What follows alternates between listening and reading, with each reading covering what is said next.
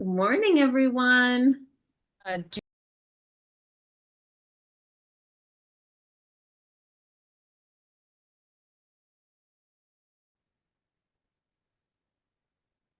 I'm going to share just to start the first slide with us today. So good morning. I'm Heather Sattler. Welcome, everyone.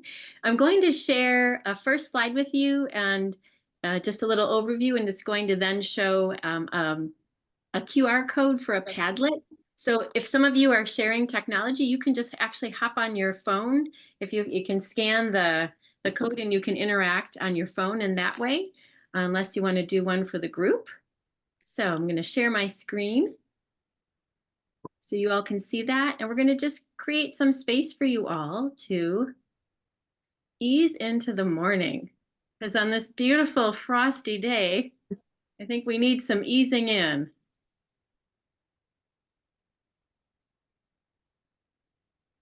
And you know how it is when you're working with technology and you're presenting and everything is the feel ski-woppy jawed. So I'm navigating that, but we're going to get there. Here we are. what did you just call it? It's ski-woppy jawed. Of course. Okay. All right, everybody. So one of the things that you could do if you like is you can, if on Zoom, you can kind of make the slides smaller and you can do like a speaker to, speaker with the slides. You can see who's speaking, or you can just keep your view with everybody. All right, so this is what I'm going to invite you to do. If you could please scan this, it will take you to our Padlet, which is going to be our landing pad for the day. So we are committed to creating a community of learning and connection and creation.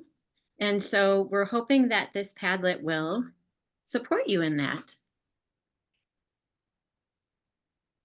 And if someone is not able to get on, just please let me know. I also can throw the QR code in the chat if you need it. So I'll give you all a moment, and please just throw in the chat if you're having a challenge getting on, please.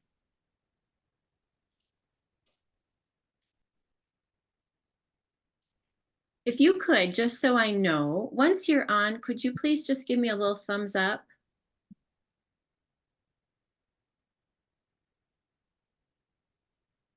I see you. All right. I got it, Ronette. Thank you. I'm laughing because of,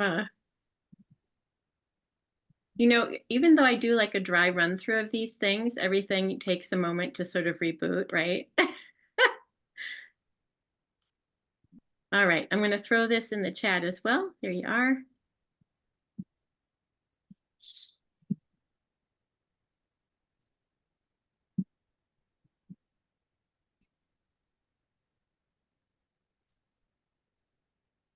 Okay, thanks, Becky. I see you.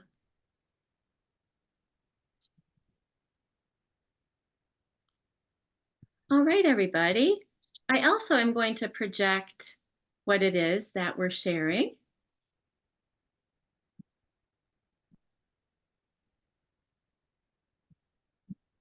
Just so I can walk through it with you in a moment.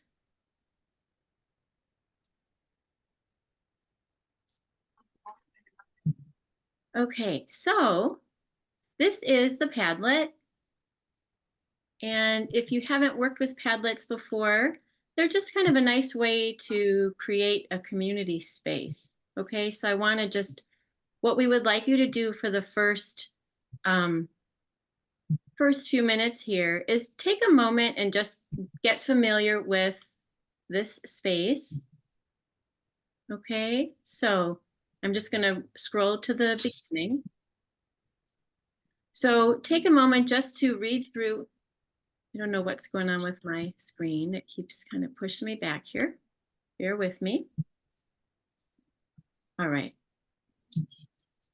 So if you're able to see the Padlet, what I'd like you to please do is just scroll, go back to the beginning, the first tab where it says honoring our ancestors. And you probably don't see it on my screen just now, but what I'd like you to do is just gently scroll through and take a moment to notice what is here, and you'll see some questions.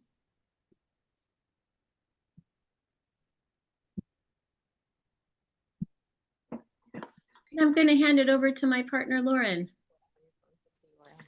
No, they didn't get it.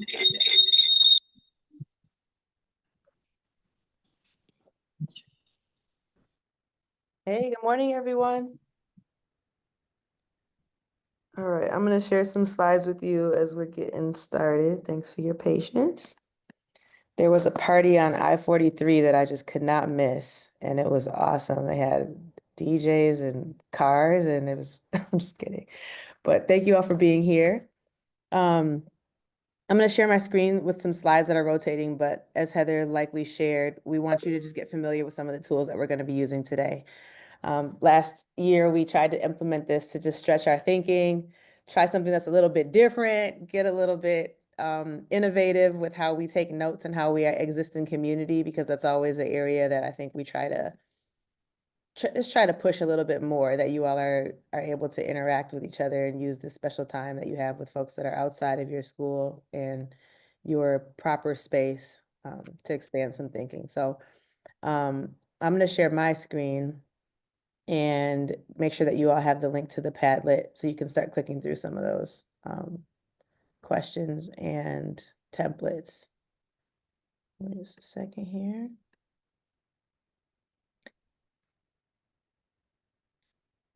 And if anyone wants to follow along, I'll drop the slide deck in here for you all as well.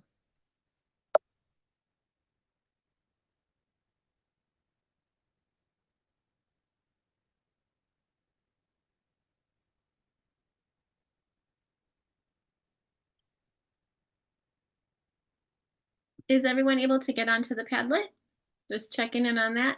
Okay, great. It looks like it.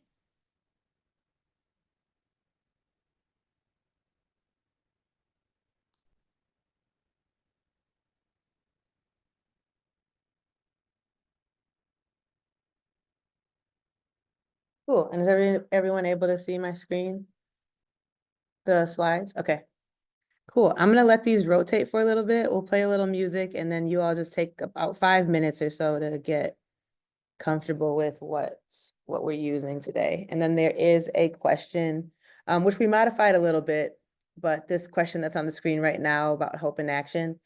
We want you to reflect on both how you're thinking about hope as we approach today, but also layering in your definition of hope based on some of the pre-reads we did as well. So as you all are looking at some of the slides going through, we welcome you to reflect and maybe share a couple thoughts if you have them in the chat and as you answer that question.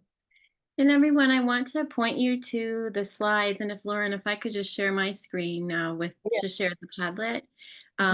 It's a lavender colored Post-it note, and it's right next to the 11 principles. And you'll see a picture of Kendra on the other side. And there's some questions that we'd like you to consider. So I want to make sure, and I want to just show you, if you haven't used Padlet, how you can go ahead and respond on there.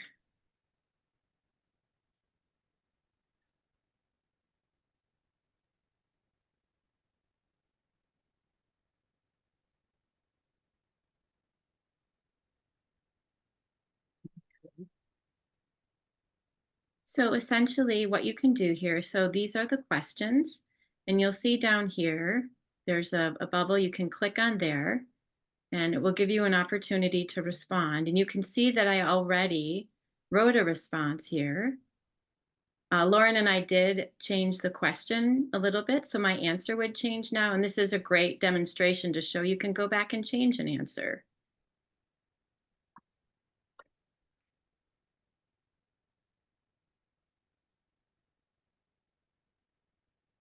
So essentially what you can do is you click and you add a comment, and then you hit enter, right? And then Are you sharing your screen, Heather? Because if you are, I can't see it on my end, but maybe other people can. Are you all able to see it? I can. Oh, okay, cool. Okay, everybody. So So you can make the comment, you can hit enter, and then when you're done, just click the X in the upper left-hand corner. And you can go through and read people's posts too and put little hearts on them. So for this one, we want to see everyone's comments here if you're able to do so, just so that we can all get a sense about our agreements, because they're really important. And it's important that they reflect us as a collective. That's all I wanted to share. Any questions about how to do this? Okay, y'all. We're gonna pivot for a moment. And Lauren, would you like me to share the piece about the note taking for Dr. Thomas's Oh, presentation? sure, I can pull it up. Okay. Yep. I want to show this to you before, just so you can see. We're going to keep going back to the Padlet to show you, and we're going to keep interacting with it so that we can all be in community with each other in this space.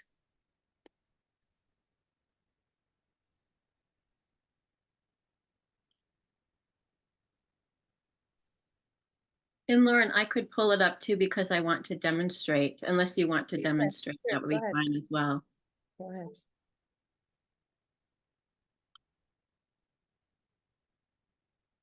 Okay, everyone, we're back over here. If you scroll past where you were, and you can see people have added, thank you so much. If you haven't had a chance to read Kendra's bio, Dr. Thomas's bio, that's there. And the pre-work is here if you want to refer back to it. So after, while she's talking today, we're going to have an opportunity to hop onto this Padlet. All you have to do is click on it, and it will bring you to this space, some lush green trees. Imagine we're somewhere like the beautiful land in Costa Rica. And what we're going to invite you to do is we've asked you to set a frame for your listening today and focus on a particular principle. And so you'll see here, there's some notes about how to make the presentation. Focus on this one. These two are for an activity in the afternoon. But this is really going to be about your personal focus. And so there's guidance about how to do this. So you're going to scroll up and find the principle that you'd like to reflect upon. And then you'll see a plus sign right next to it. And you're going to click on it, and it will bring up a Post-it, right? And so we're going to ask you to label it with your school, and then go ahead and take a note about what you're hearing related to this particular principle, something that really strikes your heart, a question you have, anything that you would like to add here.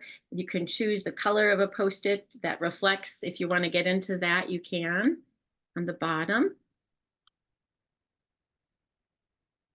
And then once you've got your like wonderful words here, you can hit publish, and it will show up. Okay. And what's great about this is you'll see who else is thinking about this, and you can go through and look at other people's and even put a heart on their work or make a comment about it. And if you decide, gosh, I need to make a change, you can just hover over it and hit edit, and you can easily go back and change it. Okay. And you can even just delete it if you want to.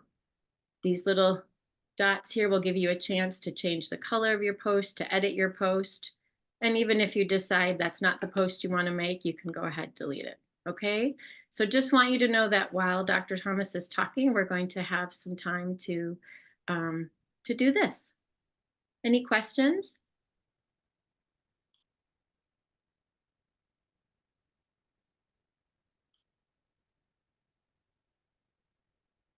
Wonderful. Thank you. Thanks, Lauren. No problem. Okay. So now we're going to move into a space of meditation to take a break here. So meditation can look so many ways. I've said this before, you're welcome to turn off your screen and relax. If you want to grab a pillow and lay down on the ground with a nice warm blanket, or you want to sit up tall with a long spine, you are welcome. If you're a move around and walk kind of meditator, that's great too. The point of this is to bring ourselves into our bodies very fully so that we can really open our hearts to the learning today. Okay, so go ahead and find your comfortable position for taking some time to connect with your body and your heart. So perhaps feeling the ground beneath you through your feet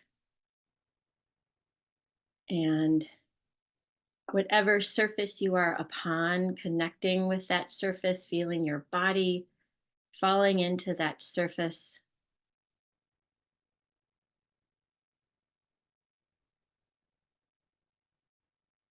feeling that earth energy, that gravitational pull,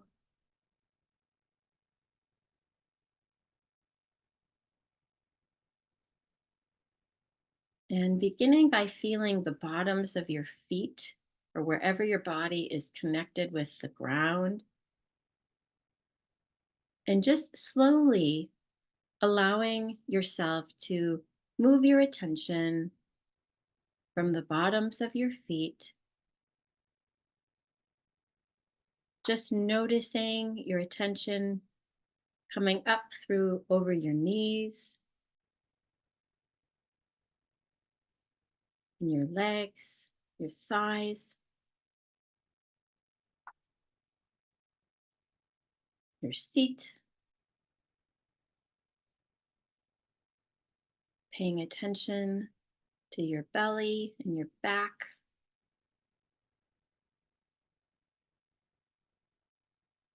and the front and back of your chest.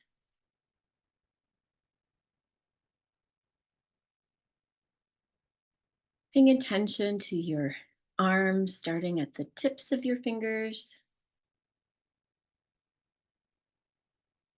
moving up to your shoulders,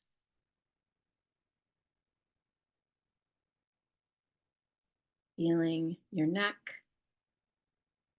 noticing your throat, the back of your neck,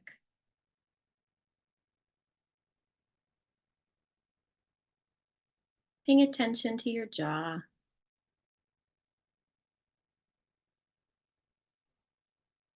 noticing how your tongue is sitting in your mouth,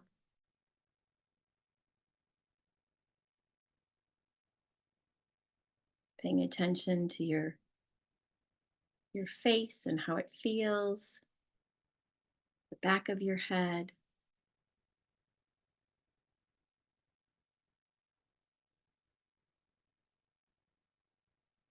feeling your whole head,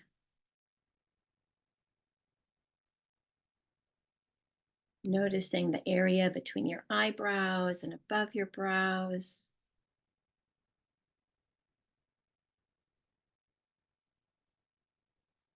and moving to the top of your head.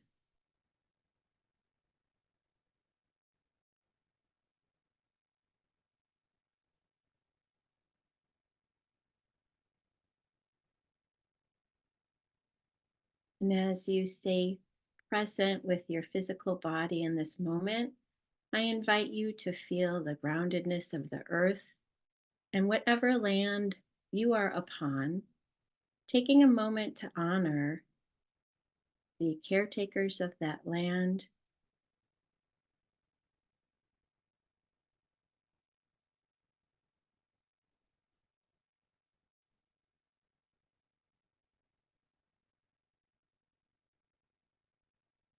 and taking a moment to honor all of your ancestors and all of the ancestors.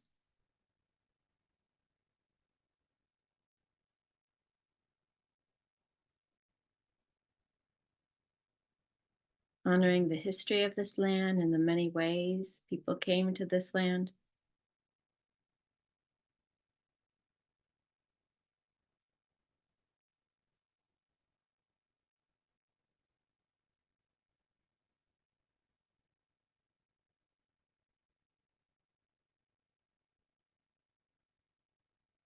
And taking a moment to invite in any support that would be meaningful to you as we move throughout the day today.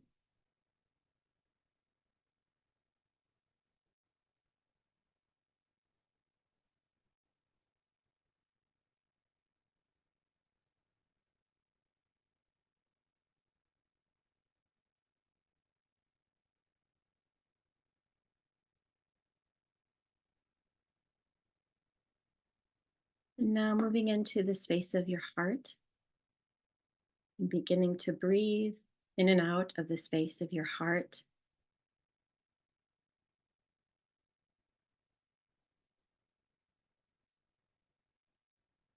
Paying attention to the way that love flows in through the back of our heart and out through the front.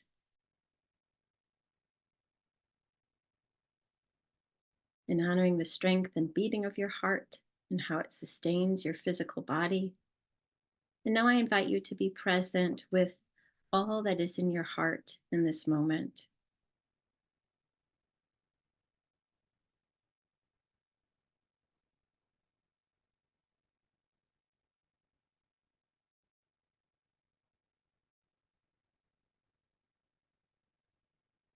I invite you to listen with curiosity. And if you find yourself making judgments about yourself or other people, I invite you to listen and be curious about why.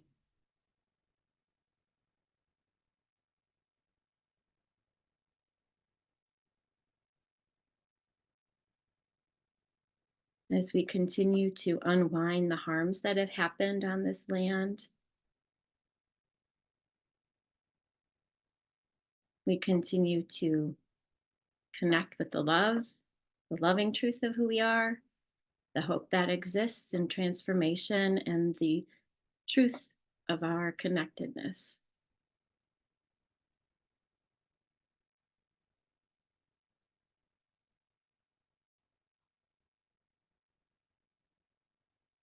Now, taking a moment to envision what hope looks like and feels like to you, and I invite you to create that in the space of your heart.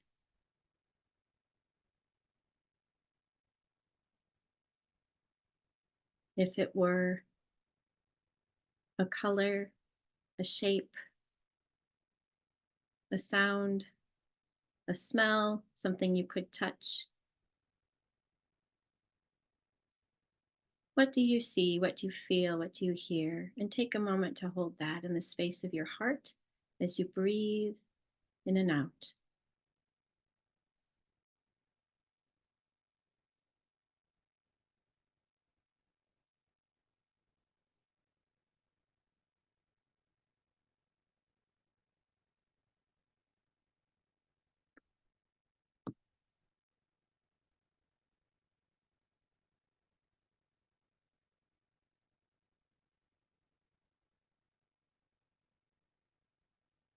Now giving your heart a little rub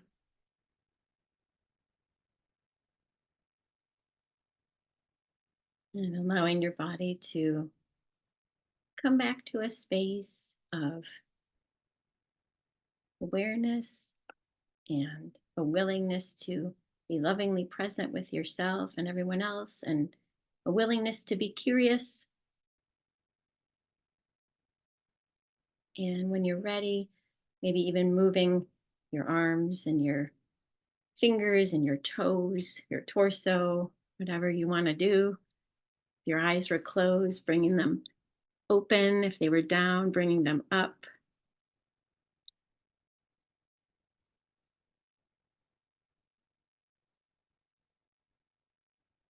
And I want to offer that we offer honorings of those who came before us because we understand that we are part of the legacy and we carry that forward. And so our intention is to do that with awareness.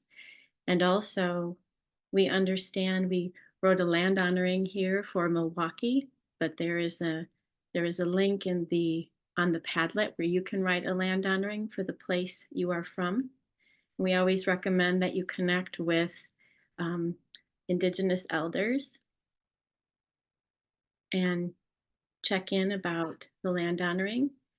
And the same thing, we write a labor acknowledgement because we understand the history of this place.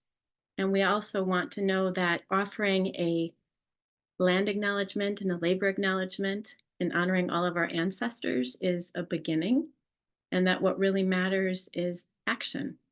And what we create within ourselves and with each other is really doing this work, right? And so when we write those, it's a commitment to be in this work, to continue to transform within ourselves and in community with each other. So I thank you so very much for taking the time to connect. Awesome. Thank you, Heather. I'm like stretching out after that. Back to reality here. Thank you for that. It's a different intention when you start with centering what you're here for and how we're here. So I really appreciate that, Heather. All right, well, without further ado, we are going to jump into introducing our keynote. I believe I'm pulling up this Padlet again, so I dropped the link once again for you all, but feel free to hop on the Padlet anytime throughout to continue exploring what we have, but we have Dr. Kendra Thomas back with us. I have some music from Brazil playing because that's where she hails from. But wanted to really just welcome you, Kendra, and I'm looking on the screen too to see if I can spotlight her. Oh yeah, there's Kendra. Hey, Kendra.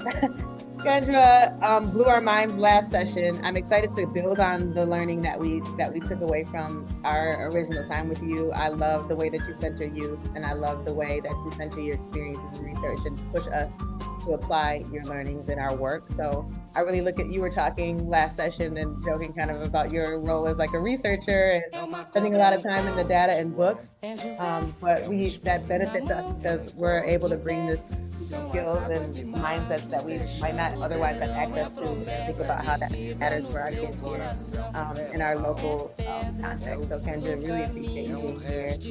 Heather, I think had a little fun activity to do to welcome you, but without further ado, we'd like to welcome you to the space. Y'all make sure you post some love to Kendra and Pat. Okay, so Lauren, can you turn the music down just a little bit? Renette said it was a little loud. We can turn it back up in a moment. Okay, Lauren, would you mind stopping the screen share? And I just want to remind you all that little tutorial. Did I put you all to sleep? Y'all awake? Anyway, so here's what we're gonna do. We're gonna do a little movement, okay?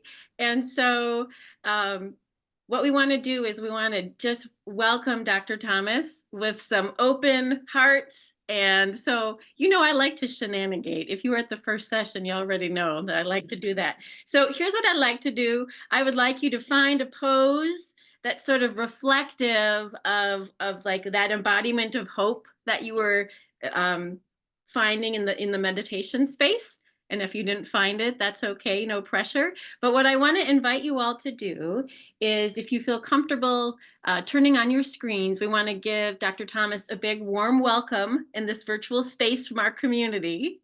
And if for some reason you're not able to turn on your screen, it's okay. But it would be great if she could see our faces. Welcome, welcome. Okay, so in a moment, get your pose together. All right, get your pose together. And we are going to open our hearts with, based on what we read in the pre-work and based on what we saw in our meditation. How you thinking about hope right now? And we're going to do a 1, 2, 3 welcome to Dr. Thomas. Can I get like a thumbs up that we're ready? Oh, I see you. All right. Whoop, whoop. Okay, ready? 1, 2, 3, strike a pose.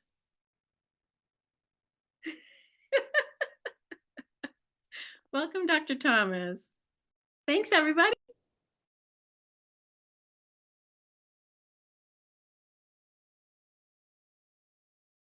Thank you. Is it my turn? All right. Let me see if I can share. Thank you so much for this invitation. It's very honoring to be here. And I really love talking about this. And so this is like the best thing you can do for me, is invite me to talk about my favorite things. So thank you for this. Let me And this is a relatively new area of research for me. And so I've presented only once to educators on this, and it was in Portuguese. So I found myself just even this morning realizing that some of my notes were in Portuguese, trying to go back and translate some of them so they don't trip me up in real time. Here we go. Let me see. So I think we can say muito obrigada, right? In response to Muito you being here obrigada. today. Um, back to, I'm deciding about all my screen sharing options. I'm hoping I picked the right one. I think here you can see my, unfortunately, you can see all my tabs opened up, but I think that's a common chronic condition that many, many people have. All right, give me a thumbs up. Can you hear me? All right. So I titled this Scrappy Good Hope, because I think those are the most non-academic words that I can use to describe how I operationally define hope. And I want to spend a lot of time today talking about the different ways we use the word hope, so that we can really understand, right? Because I can say I hope to get ice cream, and I hope for world peace, and those verbs in English both work. And one of them is just an expectation of what I'm going to do today, and another is a deep moral virtue with a big philosophical background. And so I want to spend a little bit of time just talking about the fluency of how we use these words in English, because that's a big part of how, if I say that hope predicts something else, depending on how the researchers define that, you'll find some very different outcomes, right? A recent nationally representative sample of American adults found that most do not feel hopeful about their society or about humanity. So that was from the Human Flourishing Lab. And that's a pretty jarring statistic. And so I think it's a good idea to sit with it and think about, what does hope mean? I would ask you to think about the opposite of hope as being despair, not pessimism, or realism or pessimism, but the opposite of hope as being despair, not the expectation of hardship. Because I think, and here's my thesis, if you remember this, I think hope can coexist with pessimism.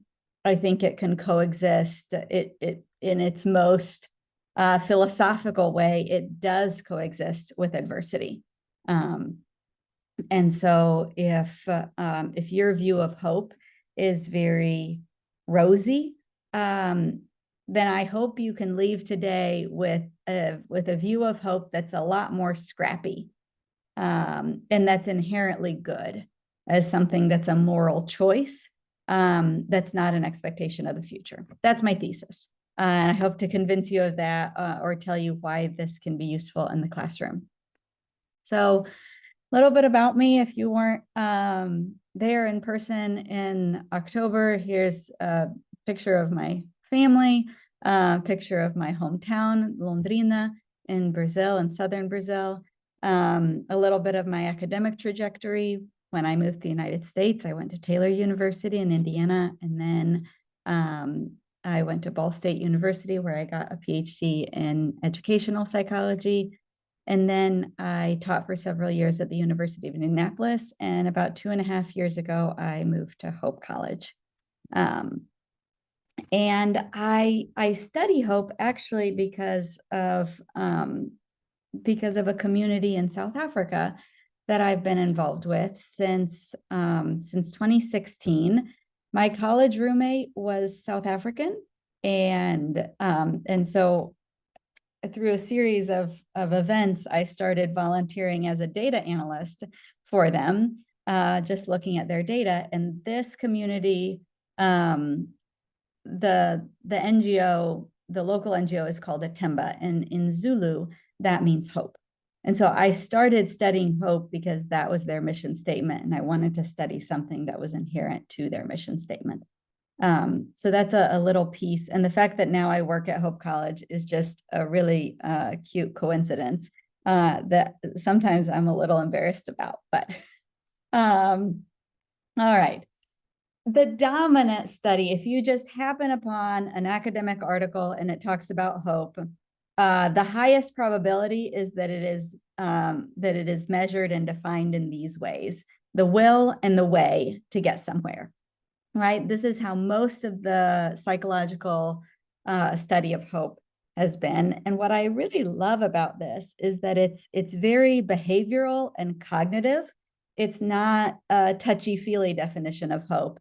It's very much, I have a goal, and when one path gets squashed, I'm going to find a new way forward. And I love this for some ways, and I criticize it for others. But if you're teachers, then your job requires a lot of path scrambling and rearranging, right? And so I think this makes part of this definition inherently requires, when something doesn't work, you find a different way to do it, right? You have a goal for health, and when you get one injury that doesn't allow you to do one sort of exercise, you scramble and you find another way to move your body and stay healthy, right? Or you have one goal to finish this program, and when that gets blocked, you scramble and you find a new pathway to another goal. And so in some ways, I think that this definition is very, very lovely, because it defines hope as not optimism, right? It's not about just expecting good things to come your way, which optimism would be. And again, this doesn't mean this is how people use these words, but for academics to find a way to splice out different ways that people use words, the word optimism in psychology has been spliced out to explain just something that's not necessarily very grounded in plans, but something that's just more of an expectation. This expectation that good things will come your way. It doesn't imply action. Optimism doesn't imply action. Hope would imply action. It would imply some sort of plan and agency, that it is on you and that it is something that you can do and you can scramble if you need to. And so I love the dominant definition of hope because it differentiates it from optimism and it differentiates it from positive thinking. It's not about expecting good things. And so if your stance about hope was quite skeptical, I hope that this helped diminish some of your skepticism, because the way it's mostly studied is it's not about positive thinking. So somebody can know very well how hard something's going to be, how painful something's going to be, or how much suffering is likely in the future, and still hold on to hope. And that definition of hope that focuses on agency and pathways, right? The will and the way to get there. It predicts motivation, it predicts psychological well-being, it predicts physical well-being, it predicts academic achievement, it predicts quality of life. It's predicted by school climate. And so a school climate that's more structured and supportive is predictive of adolescents saying that they rate themselves higher in hope, as this defined as this, the will and the ways to get there. But it's not as connected to adversity as I would like it to be. And I do not think, and I'm not alone in this, there's a lot of people, that it is inherently a virtue, right? And so when I think about a lot of faith traditions, put faith, hope, and love as dominant virtues. And that's a big philosophical tradition, and between several different religious faiths put these as moral virtues, as religious virtues, as transcendent virtues. And And I don't think the dominant definition of hope as the will and the way to get there really fits with this, right? Because here are some of the ways that that if you're answering a Likert scale of, you know, strongly disagree to strongly agree, these are some of the items. I have been pretty successful in life. Strongly disagree to strongly agree. I can think of many ways to get out of a jam. That was this path scrambling that I was telling you about. Another common way, the VIA character strengths, now it's just called the VIA. I have a positive outlook about the future. I expect good things to come my way. This second set of items conflates a lot more with optimism.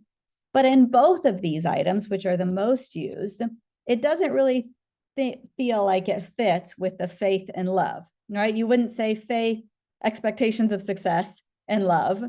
You wouldn't say faith, self-efficacy, and love. You wouldn't say faith and problem solving and love as these virtues. And so the dominant way that psychology has studied hope, and so most of the studies that are out there on school and hope fit kind of a self-made hope narrative that works in some settings and collapses in others, right? And so those who ardently pursue a future that's for others at a personal cost don't really fit this definition of hope. Brazilian educator Paulo Freire, I forget how it's pronounced in English, described hope as an existential imperative that promotes action. Nelson Mandela, who spent 27 years in prison, called hope a powerful weapon. These are people who are familiar with suffering and who are familiar with being persecuted for their ideas and their ideals. And they talk about it as a moral imperative, not as a positive expectation. And so that is the definition I would like to inspire you to latch onto. And I've latched onto one idea that I read from Parker Palmer: we teach who we are. And our students will have a much greater chance to be hopeful if we can exemplify the virtue of hope.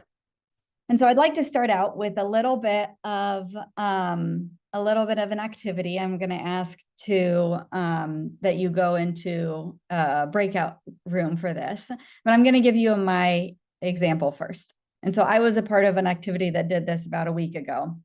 And I thought, this is really good. I want to start out with this. So I'd like you to look at your phone or your computer screen and pick a picture that, or if you want to very quickly look around your room and snap a picture, I'd like you to share a picture of what does hope look like in your everyday life. And so you can use an existing picture, or you can take a picture of something that's near you very quickly. But the who, the what, the where, the when, the why, how do you experience hope? And when I did this activity last week, I was scrolling through my pictures and I found myself landing on this picture. That's my son. And my son is very small, which is maybe not, if you remember meeting me, maybe that is not a surprise. I'm rather short, very short. But my son's percentiles have dropped and I've been a little concerned. I've been raising it with a pediatrician and following him. And when I go and kiss his forehead at night, that's one of the things that I think about and worry about. And then I took him to a playground. I took him with an 8-year-old family friend, and the 8-year-old struggled to do this. And my son at 5 just quickly climbed up. And I was so surprised. And it just reminded me that I shouldn't judge his physical abilities. And so this was a piece that I wonder about the sort of challenges he might have in the future. And then I think of what he's actually able to do. And that was a source of hope for me. And so I'm going to ask you to go into breakout groups, and quickly, the first thing I would like you to do is select a timekeeper, somebody who is firm and friendly, who can keep people at 2 minutes each. And you'll just, and it can be under 2 minutes, but you'll show your picture and you'll explain, just like I did, what made you think of hope in that picture. And it could be anything. When I did this, I actually had, everybody was given 5 pictures. We just don't have the time to do it. But if we had a whole hour just for this activity, everybody could explain 5 pictures and all of that. And there were pictures of dogs and plants and so many other things. So really, whatever you feel like you can justify and explain hope, use it for that. And so have a timekeeper that's firm and friendly, keeping everybody under 2 minutes. And then give everybody a chance to show a picture and say what it is. If we could have breakout groups of 4 to 5, and we'll spend 10 minutes on that. Does that work? Lauren and Heather. People are coming in. I want to get you started thinking about the next task, which I would like you to open up the chat and think about what themes you gathered. So as people are coming back, I'd like you to think about, of everything that was shared, what are some themes that you noticed? So no personal stories, just themes in the chat. If there's a few one word, or, yep, there we go. So welcome back. As you come back, put in the chat some themes that you noticed.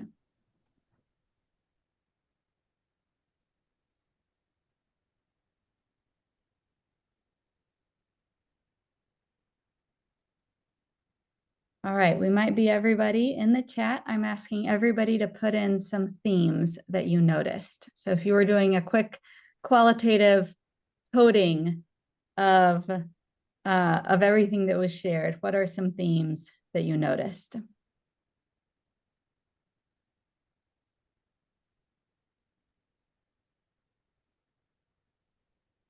Appreciation, family, children, belief, people, parents, action steps, students, family, grappling with the past and current harms, connecting with loving truth, co-creating, resilience, growth, generational trauma, post-traumatic growth, our students, family and children, hope, family and chosen family, the power of relationships, family, students, resilience, hope is carried in us, the people, connections.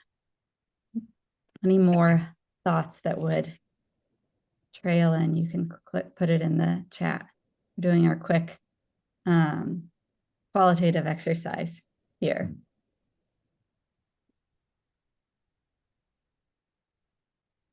So if I were to, let me go back to sharing here, just 1 minute.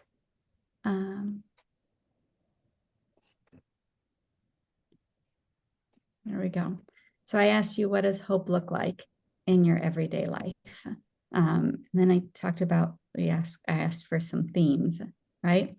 I'm a part of a group that's trying to create an intervention for American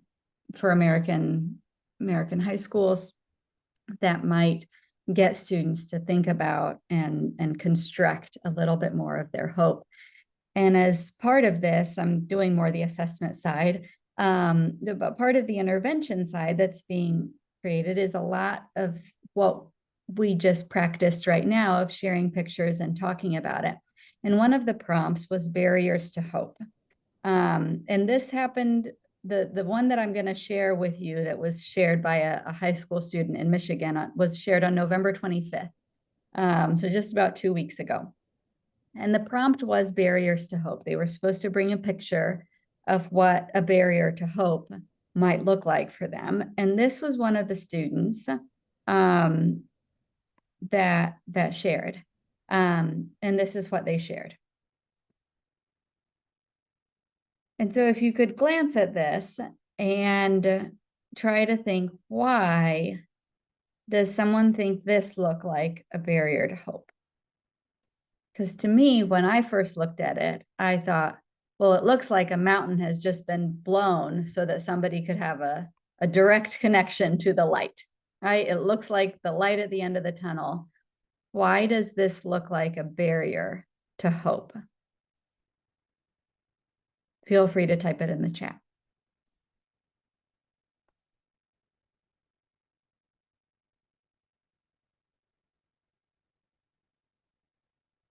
Only one route, the long road ahead, distance, time, only one route. There we go.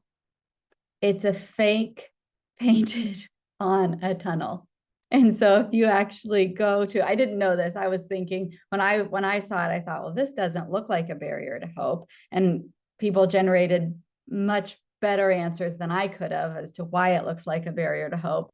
But the actual students' actual reason was because it's a fake tunnel. Is that it looks like it's part of the Coyotes' master plan to catch, right? And so what the student talked about is a 12th grade student in Michigan on November 25th that presented this. And I thought it was genius because the student started talking about the false tunnels. And so I wanted to stop and think about a little bit of what are the false tunnels in our lives and in our students' lives, right? And when we think about the desire to spread hope, study how hope is developed and spread that in our classrooms, we should also grapple with, are we spreading illusions? Are we spreading things? Are we spreading the idea of false tunnels? And so I would love to, and I think, I'd love to see it in the chat, but you can also use this as I think the better way would probably be through the other channel that you have. But I hope that this is part of it. We won't stop to discuss this specifically right now, but I would love for this to be part of internal prompts to think about what are the false tunnels and how do we spread hope that's not a false tunnel. I love this speech by Dr. King, and these specific words have resonated with me a lot as I've thought about how do we build hope in the context of adversity. So 23 hours before Dr. Martin Luther King Jr. was assassinated, he said, "I have seen the promised land. I may not get there with you, but I want you to know tonight that we as a people will get to the promised land." And 22 hours later, he was assassinated. And I think his prophetic words express the virtue of hope among hardship. He was not optimistic that he would reach the promised land, but he was hopeful about the ultimate goal. And so I think this quote and the broader context of his speech really help differentiate optimism from hope, because I think it is a very hopeful speech. I also think that the broader context of it is quite pessimistic and also aligned with some of his other writings. And so long-term hope is not about looking on the bright side. It's a mindset that helps people endure challenges and tackle them and grapple with them. And it's a virtue that King wrote more about. But he was not known for looking on the bright side. And he was not known for expecting the best from others. He, a statistic that surprised me, maybe because of my age or my background, is that at the time of his death, fewer Americans approved of him than the Vietnam War. He was less popular and less liked than the Vietnam War. And in Letter from a Birmingham Jail, he lamented the optimism of moderate white Americans who said that they supported his goals but took little action. And he understood and he wrote about, as a virtue ethicist, he wrote about the definition, this differentiation that we're talking about today of optimism and hope. And so he wrote that there's a strangely irrational notion that there is something in the very flow of time that will inevitably cure all ills. That he wrote that time itself is neutral. And sometimes his arc of the moral universe is long, but it bends toward justice, makes it sound like there's a natural trajectory towards goodness, when that wasn't the context that he was writing in. He was writing about the people's power to change, but he did not expect a greener pasture without a lot of action today. And so I think about those, the letter and the speech as a context of how hope can impede optimism, right? Or how optimism can impede hope. And I appreciate his writings and the writings of many other virtue ethicists as talking about hope as a virtue. Because if I took you back to the wills and the ways and the cognitive goal orientation framework, what I most criticize about it is that the leader of a pyramid scheme could self-rate highly on those, right? Is that as long as you have a goal and as long as you can problem solve your way to that goal, then you are defined as hopeful. And to the credit of the people who defined it that way and studied it that way, they would not say that hope is a virtue.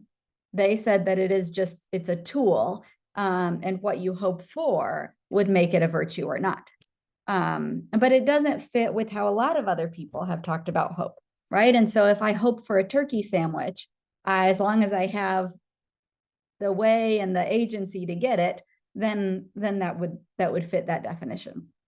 And so cheekiness aside, like that explains how people can get a second job and graduate college, or why a student will go to PT or why a patient can go to PT and recover.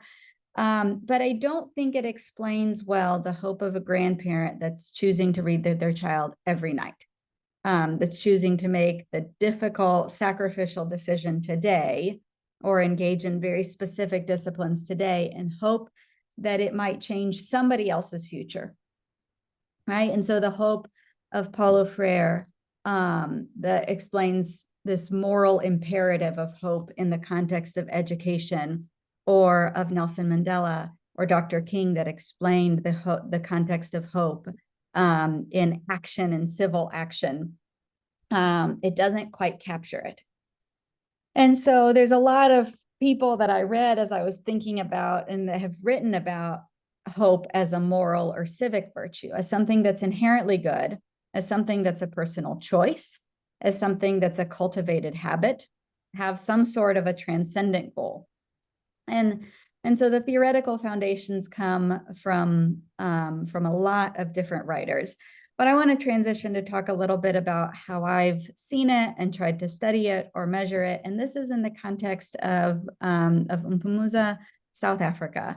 Sorry, I just realized there's a piece that I hadn't translated yet.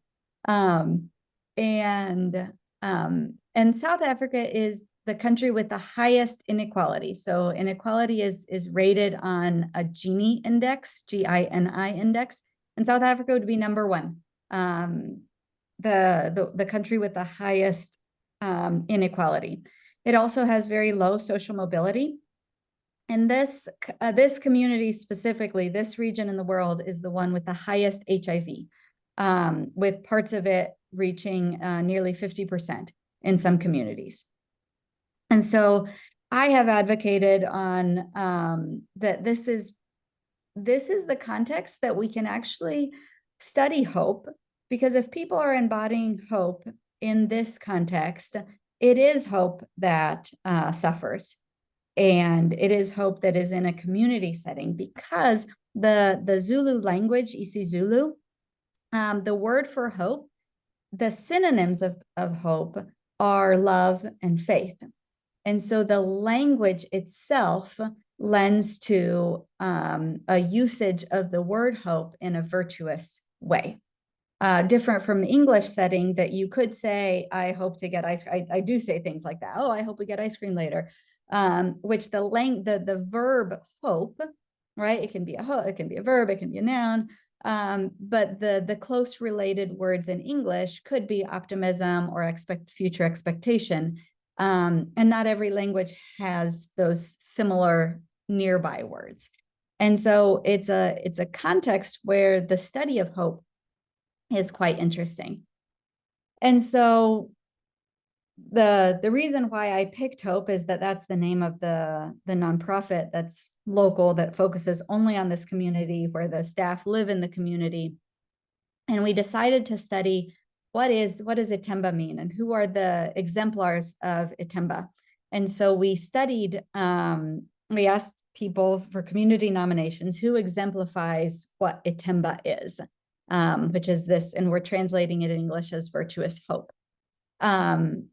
And I don't give these examples for shock value. They are a bit shocking, but I'm choosing to give them to add credibility to people's hope, not to add shock value. But in 13 interviews, there was a person whose entire family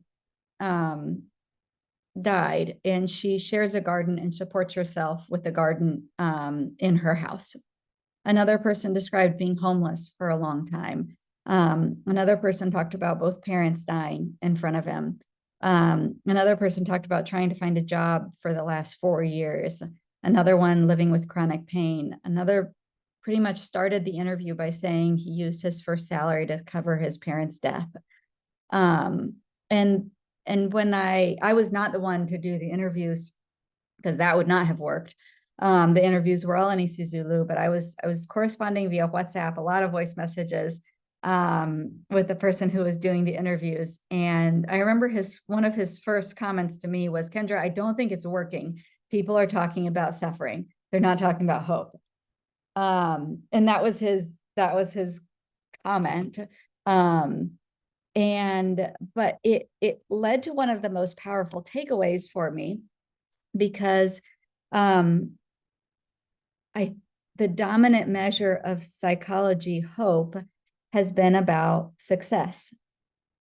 And I think it should be about adversity, because if we want to study courage, then we should look in context of danger. And if we want to study generosity, then we should look in context of need. And if we want to study hope, then we should look in context of hardship. And so here's some quotes that stuck out to me. I have been without employment since 2018. And these quotes they were in isiZulu, so they're not direct, right? They're translations.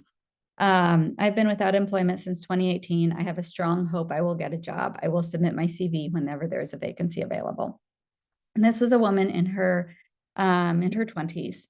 And she was not naive about the tough future. What I sat with the most with this interview was thinking that, you know what, the next vacancy that she applies for, I bet she assumes she won't get it. Because if I have been applying to jobs forever, and South Africa has one of the highest NEET ratings, NEET, not employed or in education training. So it's over 50% of people in their third decade of life, right, in their 20s, that are not in an education or a training or employed. And outside of a context of war, that's one of the highest. And she was applying for jobs and reading to her child. And those were her acts of hope: applying, continuing to apply, and continuing to read. And she didn't talk about it as if she expected success. What I understood from it is that this is her exercise to ward off paralysis. And I think that is hope. So I think about hope as something, and I didn't write this in my academic article, because I thought that that's not a good scientific word, but I thought about it as it's not falsifiable.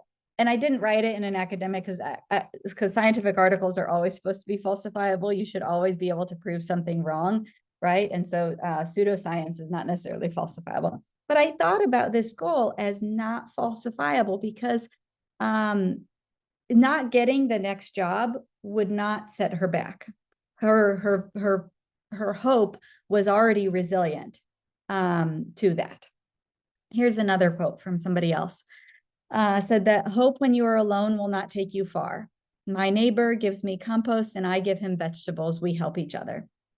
Now, this participant also said that people who do not have the same hopeful mindset could dilute your hope. So he told the story about how somebody could, have a very specific action, trading compost and vegetables. But he also was the same person who said that the things that impeded hope were also people. That being rejected by family and having people constantly doubt you, that was also a source of hope. Another person said that I have hope because I don't move with the crowd. And so I bring these examples up to also not glorify or romanticize. Community is not always an inherently, depending on how you define it, community is not always inherently helpful, right? Is that people can also erode hope or dissolve the spark of hope. But I didn't see any example of hope that also did not include positive relationships. Here was another one. It is also important to look at people who have gone before you for motivation. When I see people succeed, especially those who have been through worse struggles than I have been, I get inspired. And a lot of our interviewees anchored their hope in their Christian faith. And so did Dr. King. Dr. King often referenced St. Paul, one of the first Christian writers, and he wrote that suffering produces endurance, endurance produces character, character produces hope, and hope does not disappoint. And so in that framework, hope is the outcome of suffering. It's not what helps you push through suffering, but it's what comes out of suffering. And so I think about the context of when roots just have to go deeper and deeper and deeper to find enough support. I think about that as a source of one of the things that can strengthen and solidify hope. So in other words, hope plays the long game, right? Enduring suffering with integrity produces and hope in the context of a civil virtue enables people to march for justice and democracy, even when tasting a danger of a dictatorship or apartheid or oligarchy, right? Which were the contexts of Dr. King, of Paulo Freire, and of Nelson Mandela. And so when I paired the interviews that we got from the dominant way that psychology is studied, I did see this, right? There were will and a lot of ways, so that initiatives and the pathways, the agency and the pathways fit, but it was insufficient. The other piece of it was very relational, and it had transcendent goals. And by transcendent, some people specifically connected it to faith, but all of them connected it to something that was bigger than themselves. It could be a religious faith, or it could be in the future of their grandchildren or their great-grandchildren, or somebody that they haven't even met that will benefit from their action, right? It was hope because it's good for others, not hope because it's good for you. Because hope because it's good for you might fail. The hope because it's good for others is more falsifiable, is more not falsifiable, right? Oh, Does that make sense? this. So in the context of relationships, and this fits for a lot of virtues, But relationships are the cornerstone of youth development and of character. This is a theme that we see over and over and over in developmental psychology and in educational psychology, is that relationships matter, and they're important for good relationships, promote a lot of health, and poor relationships really erode human development and human flourishing.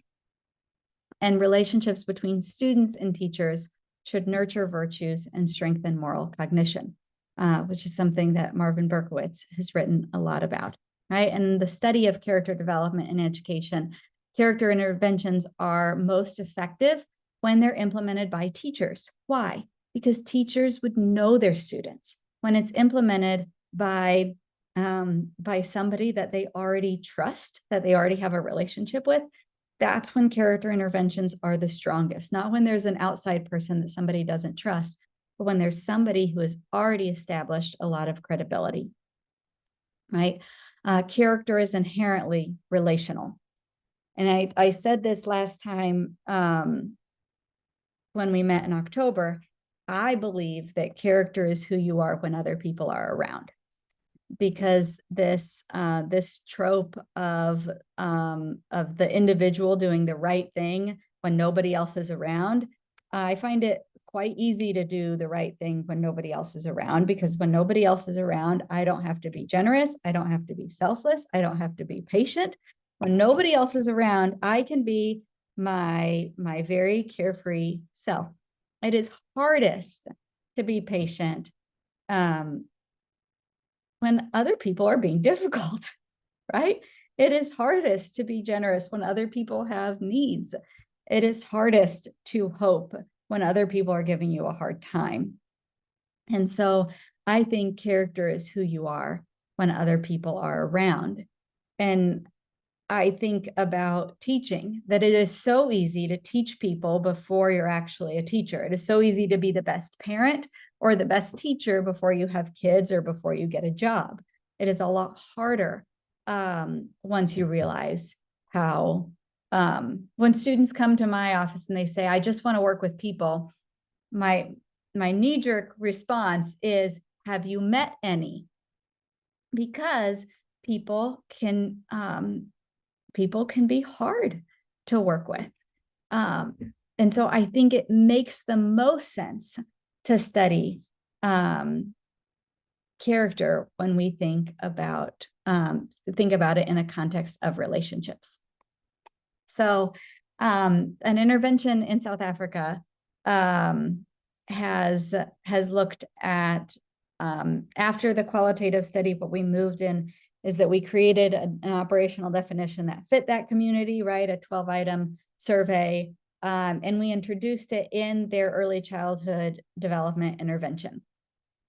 And we focused on getting parents to read and play and talk with their kids. By we, I mean Itemba Projects, which is the nonprofit. I come in as the assessment person. And what I appreciate about this intervention is that it's designed to be a biweekly home visitation program that's done for 2 years. Because a lot of psychology is filled with a lot of micro interventions, just trying to find the biggest lever so that the minimum effort and the maximum output. When I think that is designed for a lot of contexts that don't have as high of a need. Because I believe that change, the change that matters the most, the change that is most needed, is usually not cheap. It usually requires a lot of relationship intervention. And if we see virtues as habits, which is, I think, a dominant framework in psychology, is seeing virtues as habits, then those habits have to be fostered in a very specific context through very powerful relationships. And it doesn't expect change to be quick, right? Principle number 4 is that every school creates a caring community where everyone feels like they belong. And how do we show youth that they belong? We let them participate. Because anyone can consume, right? It doesn't matter who's on the other side of the screen. Anybody can scroll or watch a webinar and anybody can consume. But if we are going to welcome the input and really show belonging, we have to let students contribute, and contribute creatively and contribute meaningfully. Right? Let them be a part of the intervention. Let them be a part of the solution. And we show people respect and belonging when we give them responsibility. Right? If you live with young kids, you know that they really beam with pride and excitement when you let them try to clean up something or crack an egg, or do something that's right on the cusp of their zone of proximal development, of something that's just beyond reach, something that they see people who they respect, and that's something that they see real people doing, and they get to do it too. That's one of the best ways to show respect to little kids, right? And to let them belong is by letting them contribute. And so similar goes for any teaching environment, right? Whether in preschool or in college or in professional training, is that giving people agency to do something that's meaningful is one of the best ways to signal belonging. And one of my favorite things that that this Project on Hope in South Africa has been able to do is conduct a series of workshops to help parents and any community member who wants to be a part of writing children's books in isiZulu that look and feel like the community. So in part of assessing that early child development intervention that they do, again, my job is the assessment. And I say that to emphasize that they design the intervention that makes sense in their community, and they're the ones that are that created it, that constructed, that implement it. I really think that outside academics don't have as much, should not have as much input in what works locally and culturally.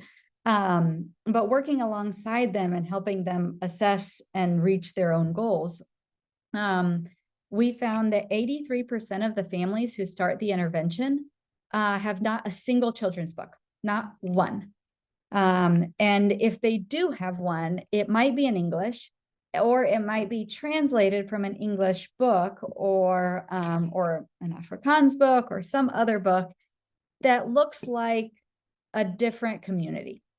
And so we wanted to flood the community with books that were written by community members that embody hope in that context.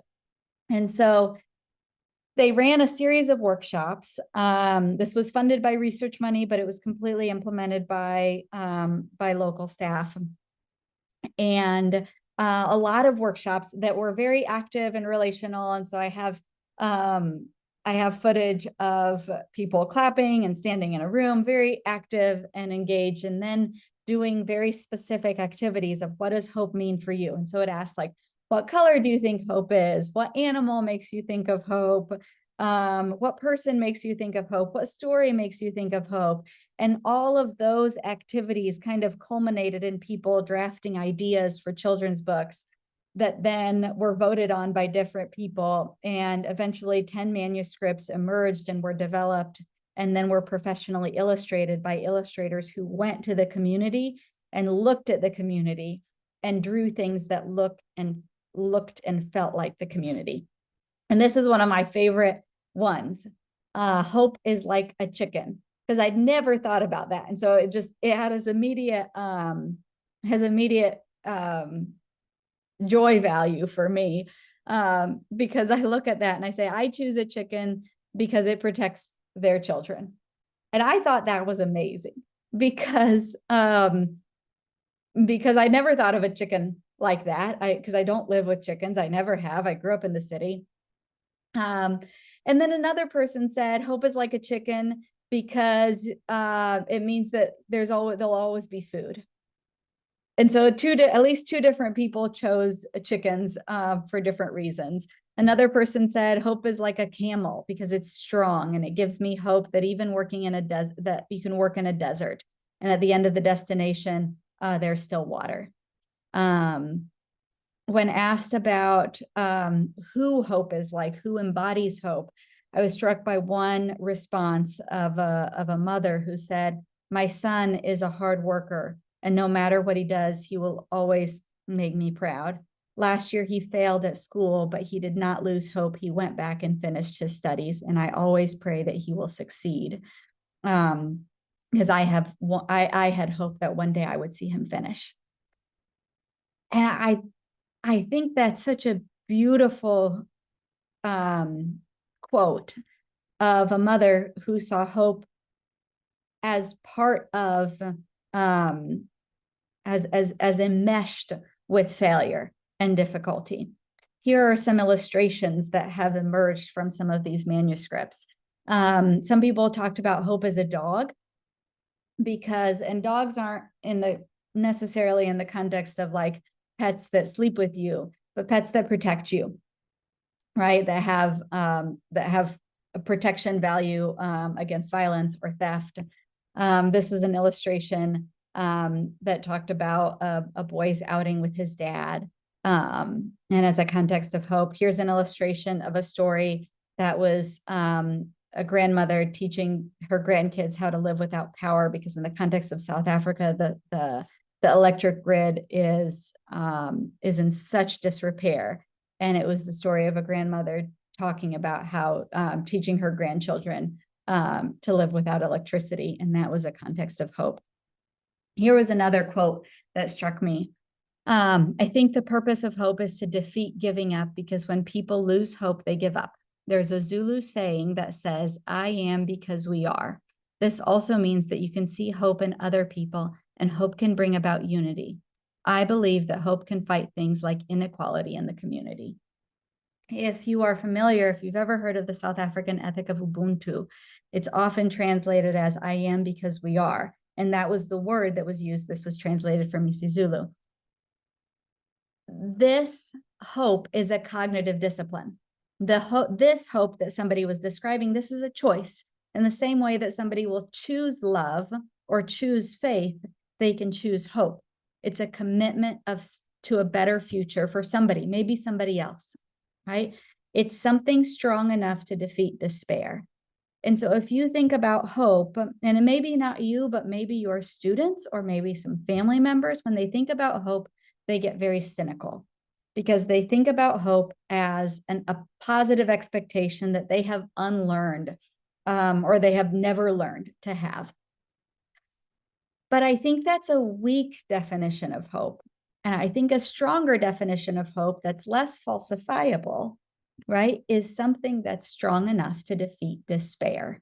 Is that we need to equip our youth with something strong enough to defeat despair, because if most Americans are saying they don't feel hopeful, maybe it's because their view of hope is too weak, and it's not inspirational, and it's not strong enough to defeat despair. It's not strong enough to fight inequality. Do not estimate what your students can do with pain when you give them purpose and belonging. Purpose and belonging are very strong.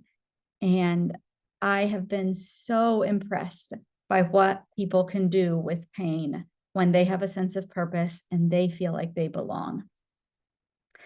Faith and social support are key differentiators of how repeated adversity can either foster despair or foster hope. And this is what, if I get more money to do the research, that's what I want to study, right? And so that's the current grant application that's on my desktop as part of all those tabs that you saw, is that I want to understand, in a context of adversity, some veer towards despair and some veer towards hope, but there's a lot of adversity in both. I am not very curious about the person who doesn't face a lot of adversity and has hope. That doesn't make me want to write grants. It doesn't make me want to study it. I am most curious about, among people who have really high adversity, what makes some choose despair and what makes some choose hope. And so we defined virtuous hope, coming out of that, of those qualitative studies, as a cognitive discipline, as motivated by the common good, as invested in others, as people who tell stories, retell stories, and that have a narrative, a storytelling narrative, either connected to their parents or grandparents, or their personal narrative of where they've come from and where they're going. They had a story that was connected to hope. And when they were asked about a story, they could tell it, and they connected it to their family, or they connected it to their personal arc. And they were part of a group, either a church or a neighborhood. They had some sort of a group. And so that was how we kind of operationally defined as virtuous hope.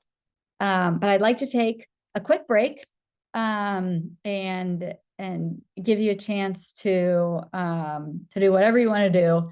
And I'll come back here in about 5 minutes. Welcome back.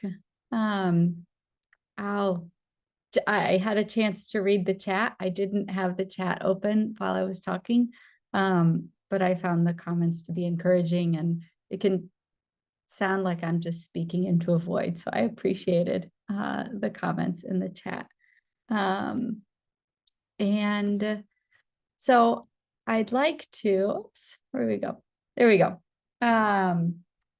With this, what we called the Itemba exemplar study, we looked at kind of these 4 components of virtue. The last one is a disposition, as in like there's some sort of internal consistency to it.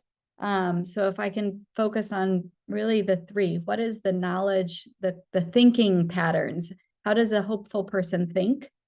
How is a hopeful person motivated, or how do they feel, right? I prefer to think about the affect or the motivation of them over a specific feeling. Because have you ever noticed that hope might feel not great? When we asked people when they felt the most hopeful, they described their greatest pains, when they experienced the most pain. And so from that perspective, maybe we shouldn't think about hope as a feel-good emotion, because when we ask people when they felt the most hope, they often describe their moments of deepest pain. And so hope is maybe at best a mixed emotion. But how do hopeful people think, right? They have that agency, they have something that they can do, and they have different ways to do it. They hold it onto it as a cognitive discipline. They are motivated for the common good, and they have something that's behavioral in it. And the behavior piece was the hardest for me to grapple, because there were farmers, there were grandmothers, there were a lot of different people in our study, and they didn't do most of the same things. But when I stepped back and I thought, what do hopeful people do? They invest, and they give, and they encourage. Those were the behaviors of hopeful people.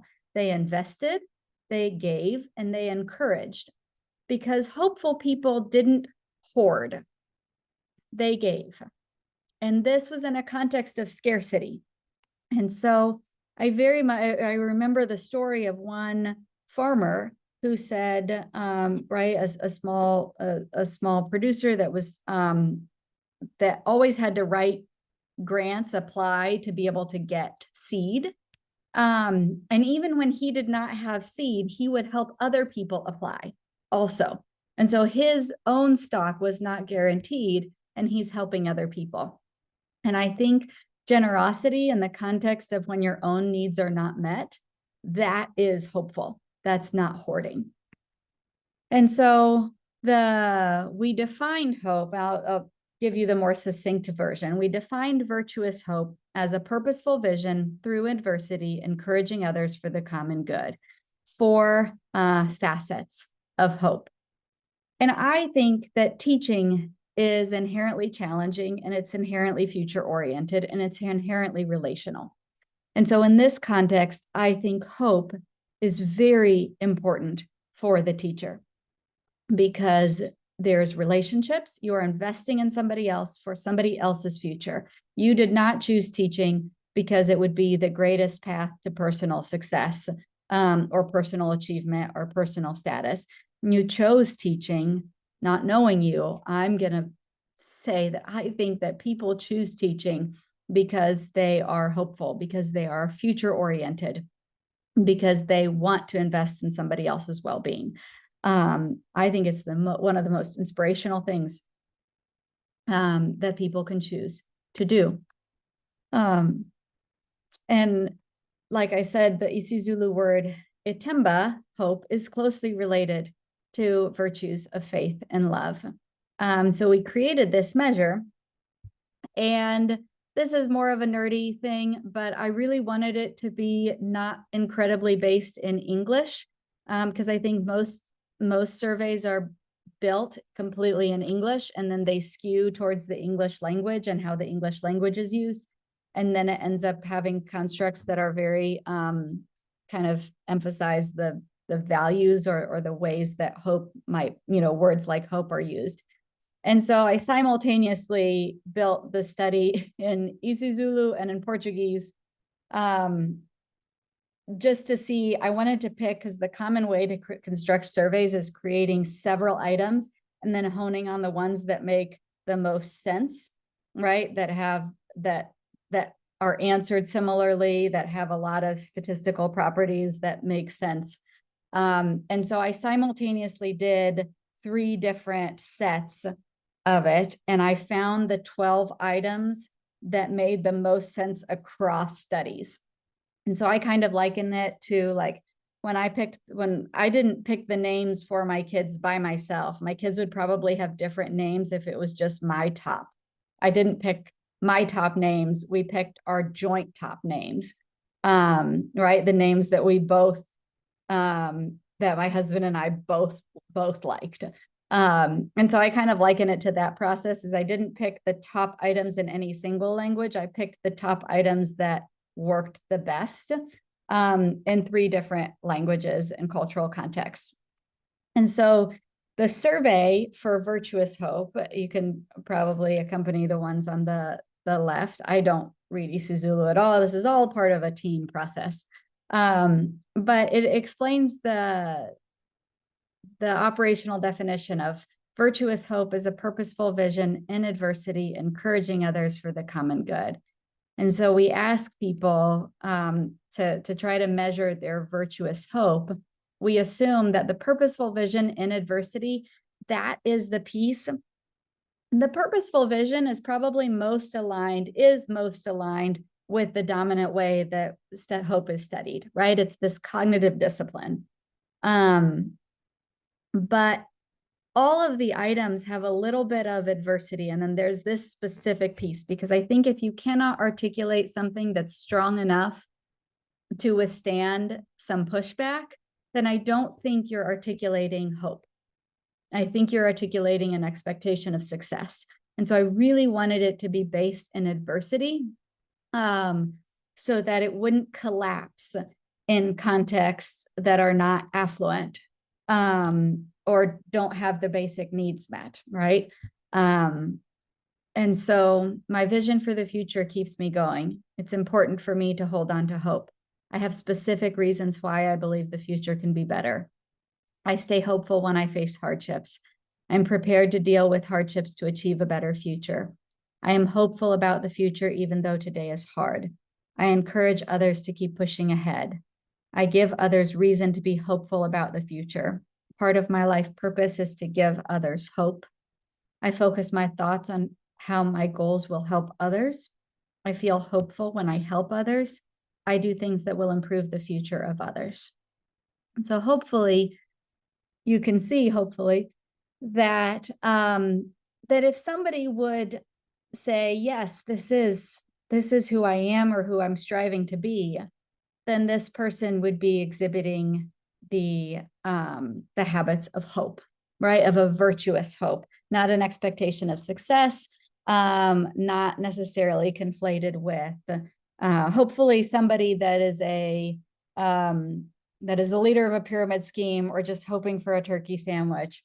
We're not capturing that. Feel free to take a screenshot. I will share this.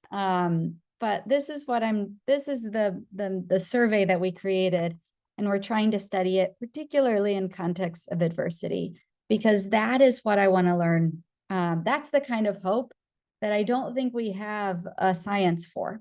That I think we actually have a gap in, and I'd like to study it more.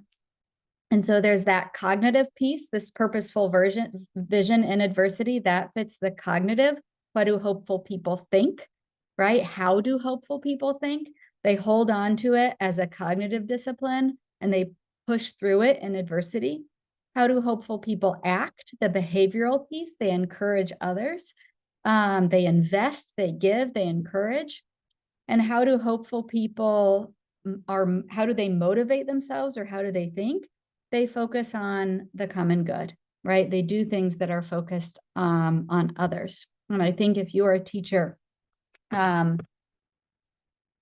hunch is that this is a virtue that you've had to hone, or would help support you. So it has the what, the when, the how, and the why.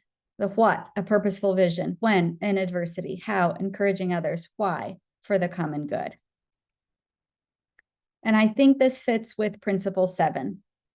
The school fosters character development by encouraging students to do the right thing for intrinsic rather than extrinsic reasons.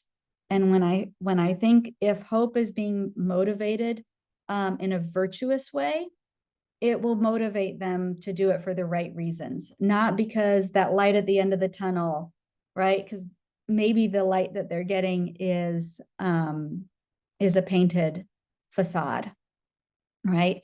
I would love to hear your comments on what you think, what facades you think students are grappling with, right? What facades are they, what false hopes are they being sold? Because I think what is a lot stronger is that they're choosing to hope, not because they're sure it's going to work, but because it's the right thing to do, because it's a way to ward off paralysis. It's a way to push through. It's a way to help others and to fight despair. And we teach who we are, like Parker Palmer says. And so we teach them to commit to hope by watching you do it, right? By watching us do it. And so it's that behavioral hope, which ties into Principle 5. What do hopeful people do?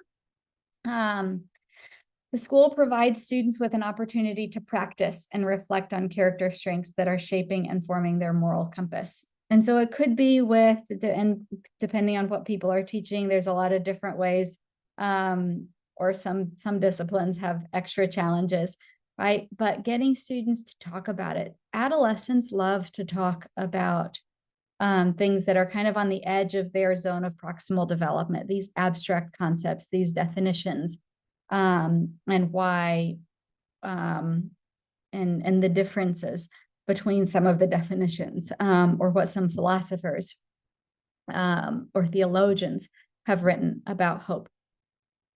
And so it can be exercises like we just did. Show me a picture of barriers of hope in your life, or catalysts of hope, or what hope means to you.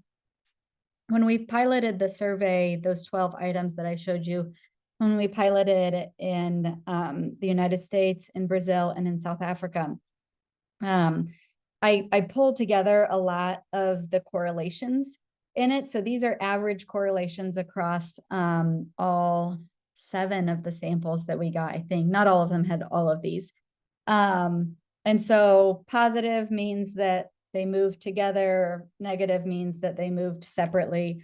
And so if I could just show you the people who said that they had more justice sensitivity, and by that I mean that they said that they were really bothered when they saw other people suffering injustice, then that was positively correlated with virtuous hope. And that when they rated themselves on hope theory, which was the dominant approach to hope, they also rated themselves. So we're not measuring something totally different, but we're not measuring the same thing. If it was the same thing, we'd expect correlations at like 0.8 or 0.9. So we're not measuring the dominant view of hope, which would be that hope theory. Scatological hope, some of the studies were in religious context or in religious schools. And so that eschatological hope would be like a theological hope, a hope in God. And so it was related, not the same thing, but related. It was related to flourishing. It was a small negative correlation with depressive symptoms. So not a clinical depression, but with depressive symptoms.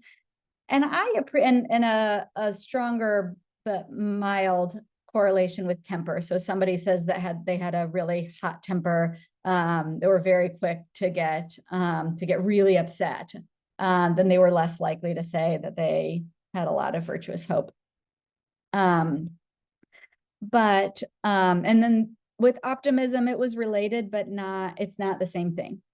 What I like about the mild negative correlation with what's written on the screen is the SESD, but that's the depressive symptoms, is that I do think that it can be hard to get out of bed in the morning and you could still score highly on virtuous hope.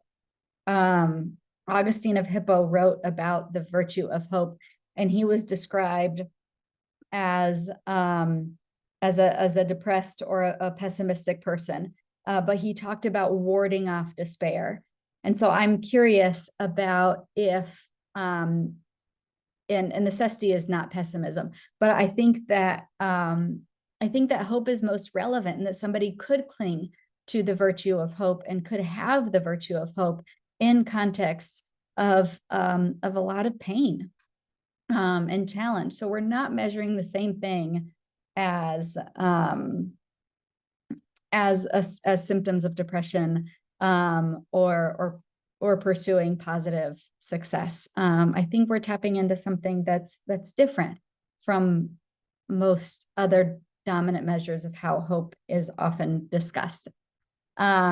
How it correlated with parenting variables, this was in the South African context that I showed you pictures of earlier, is that the people who said that they were more hopeful, those were people that also said they were more supportive, and who also said that they engaged in more emotion coaching with their kids.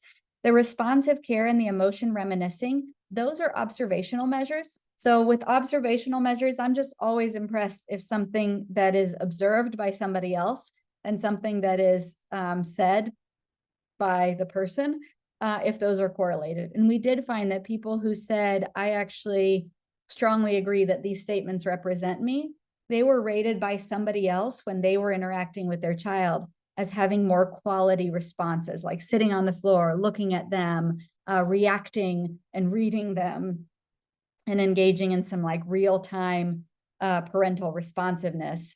And emotion reminiscing is being able to talk about emotions. So being able to not gloss over emotions, but actually listen to a kid, just talk about a negative emotion and say, well, what did you do about that? And instead of brushing it off. So this is a deeper, this is a bigger study about parenting and virtuous hope, which is not the context of this presentation. But I just wanted to give all of that just to say we are here in kind of some of the study of it. I'm presenting to you kind of the edge of what I'm learning and how we're trying to understand it. But if I could, I'm not going to frame this as a group discussion. I would like you to spend some time. I'll give you a few minutes to write this down. And so you can write it personally. It will give you the mental space to do it. If you don't mind getting a sheet of paper and writing it down, or opening it up on your tab and writing it as a note or reflection to the group, or putting it in the chat. So 3 different options. You can put it in the chat. You can put it in the notes and reflections, or you can put it in, or you can just write it down for your own personal space. But I would like you, from your teaching experience, if you can think about examples on this imaginary spectrum of hope.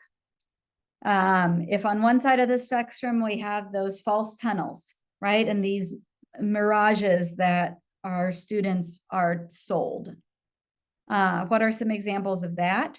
Or examples of positive thinking that maybe are a helpful tool and sometimes get in the way. I think positive thinking can do both. I think sometimes it can be really helpful. I think sometimes it can foster naivete. There's this cognitive hope as a goal orientation, which can be really, really useful and valuable in some settings.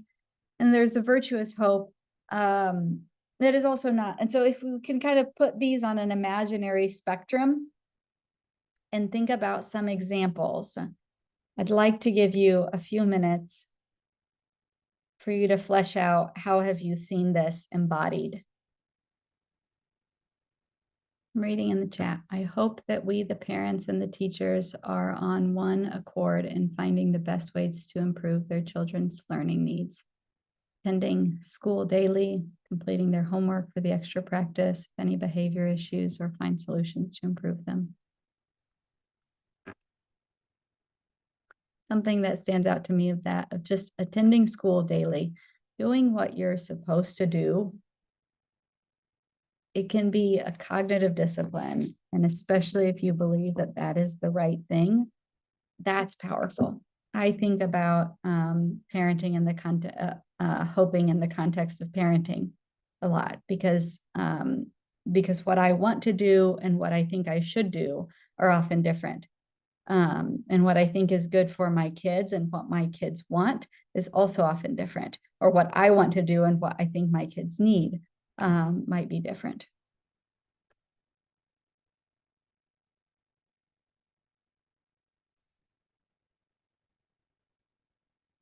Children are inherently wise and brave.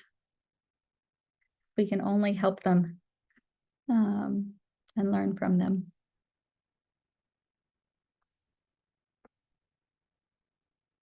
I've been more pragmatic in the way I give feedback and the content of the feedback.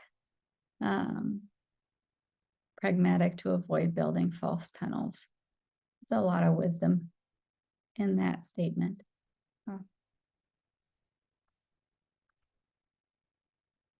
False tunnel, every child can be a straight A student.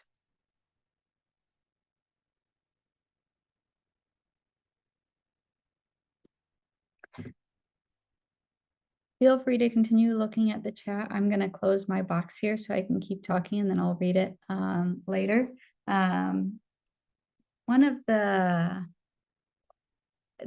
I don't do a lot of research on undergraduate students, but this was a piece that in piloting and creating the survey, some of the researchers were undergraduates, and some of the participants were undergraduates. And so I had this huge survey that a lot of other people were using the survey for, and I had a lot of data from undergraduates at Hope College with a lot of other measures that other researchers were also interested in, kind of a joint effort. And so and some of those were actually a measure of pessimism. And so I got intellectually curious to see, could pessimism and virtuous hope actually coexist? Because I noticed that in some interviews, and I just wondered if I could actually quantify it. And so we searched for this, like, if you could imagine it as like a little matrix, kind of from optimism to pessimism and low virtuous hope to high virtuous hope.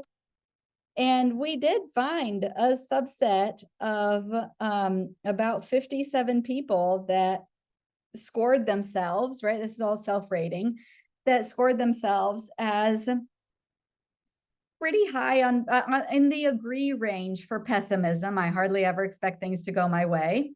And in the agree range for virtuous hope. I stay hopeful when I face hardships. This is the person that I am most curious about. I am most curious about how somebody can say, I rarely count on good things to happen for me, and my vision for the future keeps me going. Because I think these paradoxes, and if you're trying to find some sort of connection, I'm trying to find some sort of a connection between my curiosities about justice and my curiosities about hope, and how both of these are part of my research. And I think they both hone in on this paradox of how do you keep going when things are right? How do you grapple with this paradox of growing up in injustice and pursuing justice? How do you grapple with this paradox of not expecting good things to happen and keep going? How amazing people grapple with this is truly impressive for me. And it really spurs my curiosity. And so in the next slide, what I'm going to show you is I'm going to compare the people who were optimistic but not hopeful, and the people who were pessimistic and virtuous hopeful, if we can classify it that way. So I'd like to show you the comparison between these 88 people who were optimistic about the future, thought good things would happen, but couldn't really articulate their hope, couldn't really endorse their hope as like a virtuous perspective. So we're comparing the group that's optimistic but not hopeful, and hopeful but pessimistic. And that shows you all 4 of them. But if you can look at these, we're looking at the group we're comparing the dark blue and the purple, the middle groups. And the people who are pessimistic hopefuls cared more about justice. They self-rated as more forgiving, as having more autonomy. And I think those were the ones that I can understand the most. I'm not quite sure about what some of the others are, and some of them weren't different. But what I got from some of this, especially on justice, on forgiving, and on autonomy, is that if you can only choose hope or optimism, you should choose hope. Sometimes I think for some students, for some people, optimism is too tall of an order, and it's a false tunnel. Right? Expecting good things to come their way is going to fall a little flat for some people. But if you can only choose one, now what you might notice is that the people who endorsed optimism and hope, those were doing maybe better or just as well in some of the aspects. But if you can only choose one, that's one of the takeaways that I hope you remember, is choose hope. There's principle number 6 that I think fits here. It says the school offers a meaningful and challenging academic curriculum that encourages all students to develop their character strengths. And I get pretty I get pretty idealistic when I think about the role of education in society, not because of what it always is, but because of what it can be, and because of what it is for some people. And I think about how education can open doors. It opened so many doors for me. And most of the places that I've gone and most of the things that I've done that I'm most proud of, I did because somebody invested in my education. And I think about education as a tangible way that we can improve students' lives, that at its best, it's a vessel of justice, and at its best, it's a vessel of equity. And when I think about hope, as when I remember some of the things that I learned from the qualitative study of hope, is that hope is specific and rooted. All of the ITEMBA exemplars that we interviewed and that we analyzed, they had very specific reasons. None of them just had this vague good expectation. All of them had very specific reasons. Now, it was hard to code because not all of their reasons were the same. Some people talked about their neighbors, some people talked about their kids, some people talked about their God, some people talked about their community, but all of them had very specific reasons. And I think about hope as being specific and rooted, and I think about challenging students academically with meaningful challenges. Meaningful academic challenges means that you're improving their cognitive development, that you're improving their critical thinking skills, that you're improving their educational opportunities and the doors that could be open to them in the future. Mentors open doors that students don't even think about, right? They have a view for the people that have mentored me both in education and in my professional life. They've given me dreams that I didn't have, that were bigger than anything that I could have had. And I think that's what teachers do. That's what good mentors do. And they do this by offering really meaningful academic challenges, not that make us feel good about ourselves, but that make us, that open more doors. And so when I think about what would it mean to be primed for virtuous hope, right? And so with Berkowitz's work of the primed model, when I apply this, and I would encourage you to think this through and what this means for your classroom context. I think prioritizing it means that they should experience hope and that they should perceive it. I think relationships mean that you bring both the healing and the pain, because relationships can erode or they can build hope. Intrinsic motivation, what is the moral cost of their cynicism and despair? Because I think students should have an internal reason to hope. And the internal reason to hope has to be stronger than optimism. It has to be rooted in something that is inherently good. Positive thinking is not inherently good because it could be used for horrible things, right? If positive thinking about the success of a violent outburst, then that's not inherently good. It has to be rooted in something that is inherently good. And I think virtues and values, right? Values of the common good. And so I think students should grapple with, I think people should grapple with what's the moral cost of cynicism and the moral cost of despair, because that is going to foster a hope that's stronger than circumstance.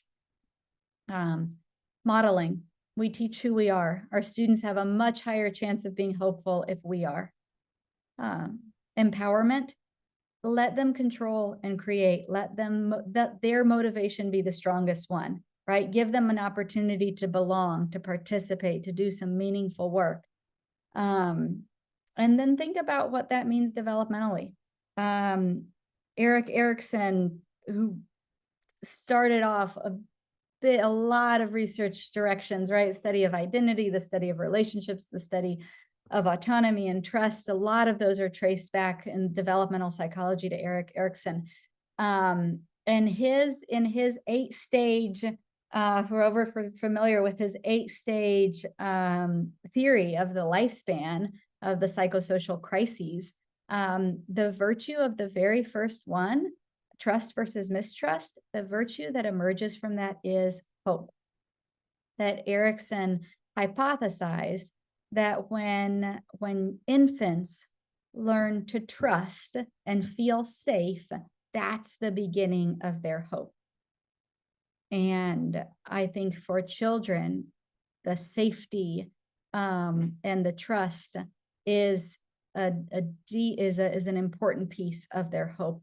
For adolescents, that imagination of knowing what's out there, or being able to start grappling with abstract ideas and differentiate optimism and cognitive hope and virtuous hope, that might be a conversation that's developmentally appropriate for some kids.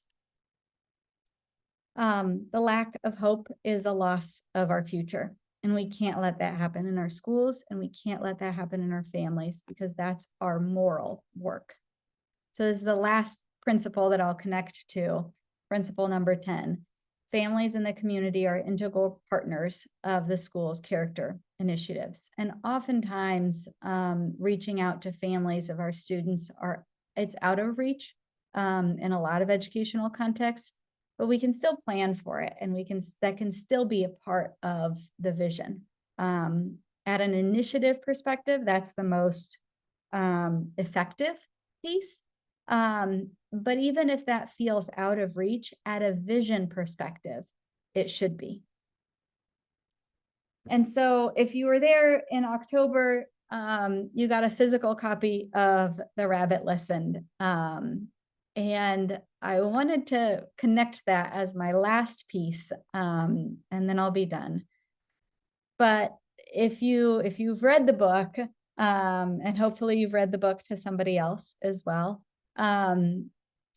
the premise is that this little child creates this beautiful tower of dominoes, and then a bunch of crows come and just knock it down, and then is visited by a series of animals who all do a lot of really unhelpful things, like try to fix it, right? And so if I put this elephant here, maybe the elephant is engaging in a lot of unhelpful problem solving that's premature and not useful, right? And then there's all these other, and so sometimes positive thinking feels like an ostrich. If the toxic positivity in the room, sometimes it looks more like an ostrich, or like premature problem solving.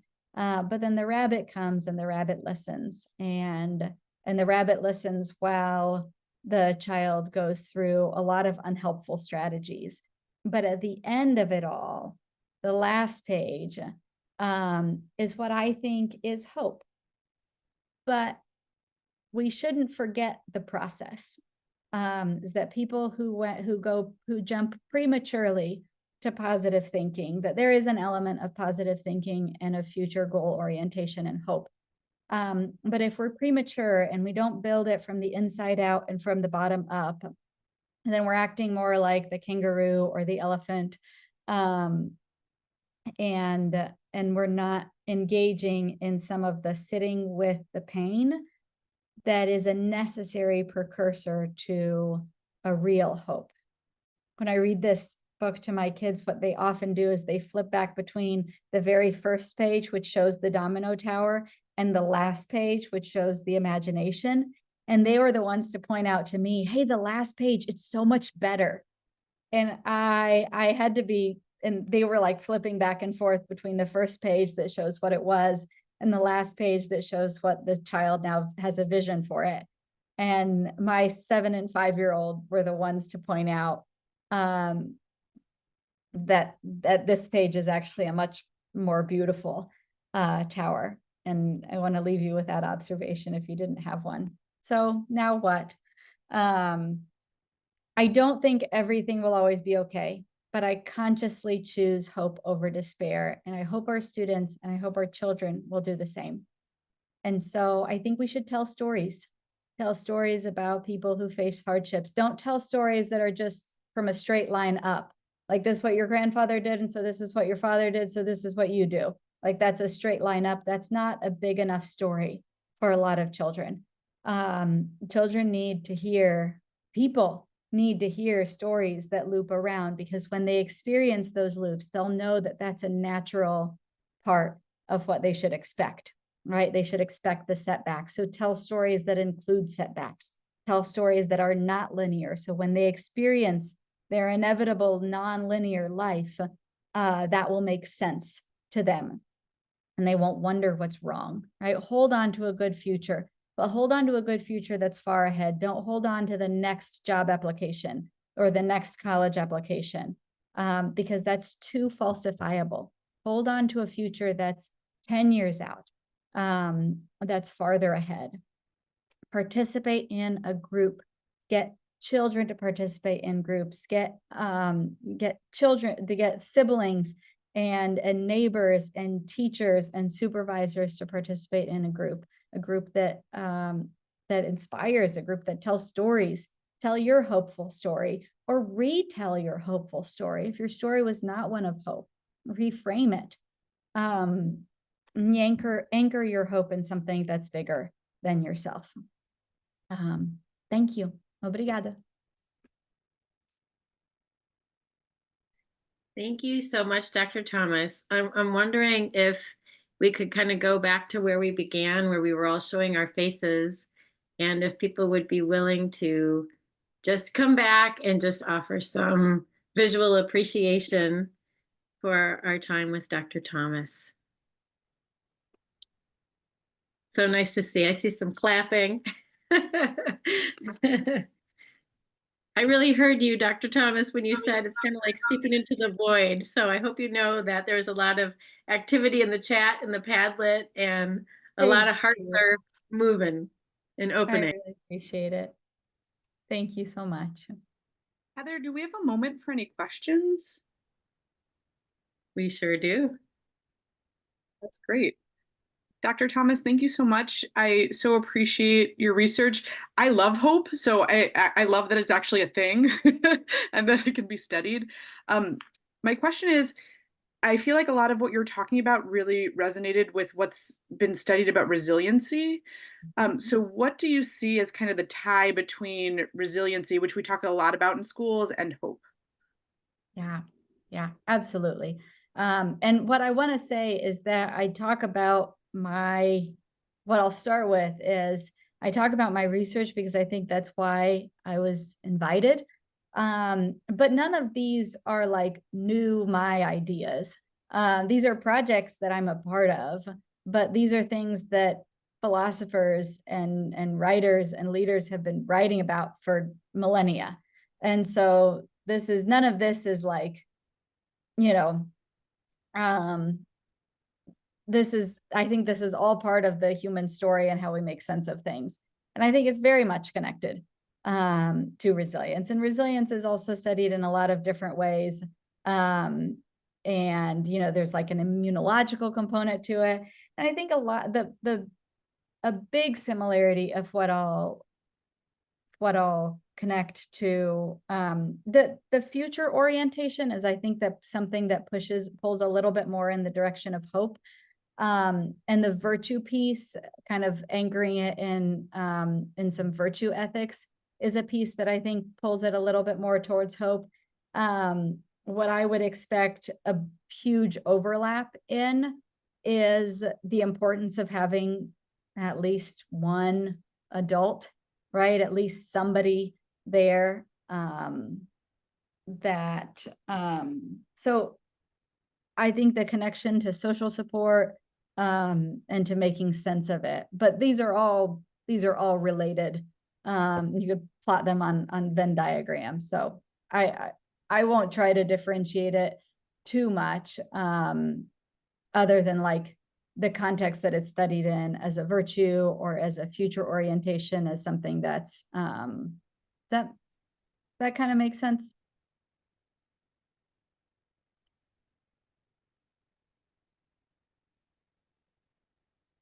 Hi, Dr. Kendra, Dr. Thomas, I'm sorry. I wanted to kind of also add to that question about resilience and with our own personal lived experiences, your thoughts on this. I truly feel that a lot of us that had to grow up always hearing being resilient, making the best out of any situation, that has been hindered in our makeup, and just you have to go through it and you have to be thankful for the outcome. But it's very different than to having hope and being able to achieve much, think bigger. It's the bigger picture thinking where I feel like resilience sometimes is just make the best out of what you've been handed. So I think that a lot of or not organisms, oh my goodness, what am I saying? A lot of communities, especially the underserved and also communities of color, we've grown up with that. Just shake it off and sigue para adelante. But that is not what we want to continue teaching, especially newer generations raised outside of their countries, but just in our countries, just being able to say you can be resilient, but you need to have hope, which is very different. Thank you for that. I think you said it better than I was trying to say it. But pulling something more as a virtue feels like more of a choice in that sense, or something that you can choose. And in some ways that might, yeah, I don't think I could say it better, so I won't try.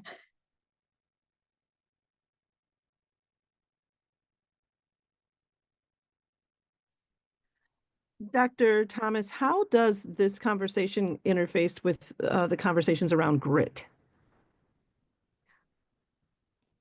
I think they're similar constructs, but what I would differentiate is I would put grit more as the cognitive discipline. I read Duckworth's book, and actually I listened to it as an audio. And she articulates that she thinks that even though grit doesn't have to be used for good, in her experience it is usually used for good. I wasn't I wasn't convinced enough by that. And so I think grit would be classified in the virtue framework. Grit would be classified as a performance virtue, and I was trying to classify this as a moral virtue. Thank you. Thank you for that. I appreciate that. And my next question is I was trying to think about number one, how I could be a participant in any of your studies. Okay, so I said that part. Shameless plug. And then the other piece is thinking about how this idea of hope steeped in like everything's not perfect, like everything's actually pretty hard. And how joy plays into that. And so those of you on this screen that know me as the joyful educator, it is a disposition that I don't liken to happy. It has nothing to do with happy. Joy is a chosen disposition.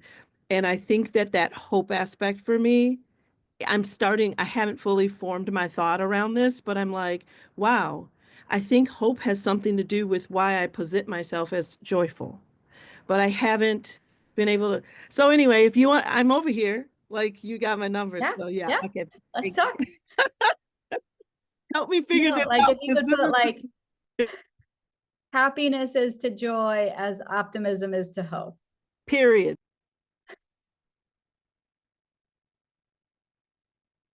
And I don't know how to quantify that as, I can definitely qualify It's it. not. With Yeah, this we quiz. don't. Not everything has to be quantitative.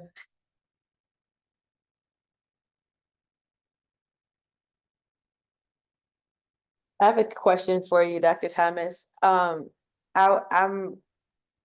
curious if you've seen how this integrates into kind of like some of our like larger systems that govern our like our world, or like our, I should even say like locally, because I think about something that you were saying made me think about how when we get these reports, these like economic reports and places that measure the wellness, I think there was a place that you were talking about that measured, can't remember what it was, but just measuring like the health of a community.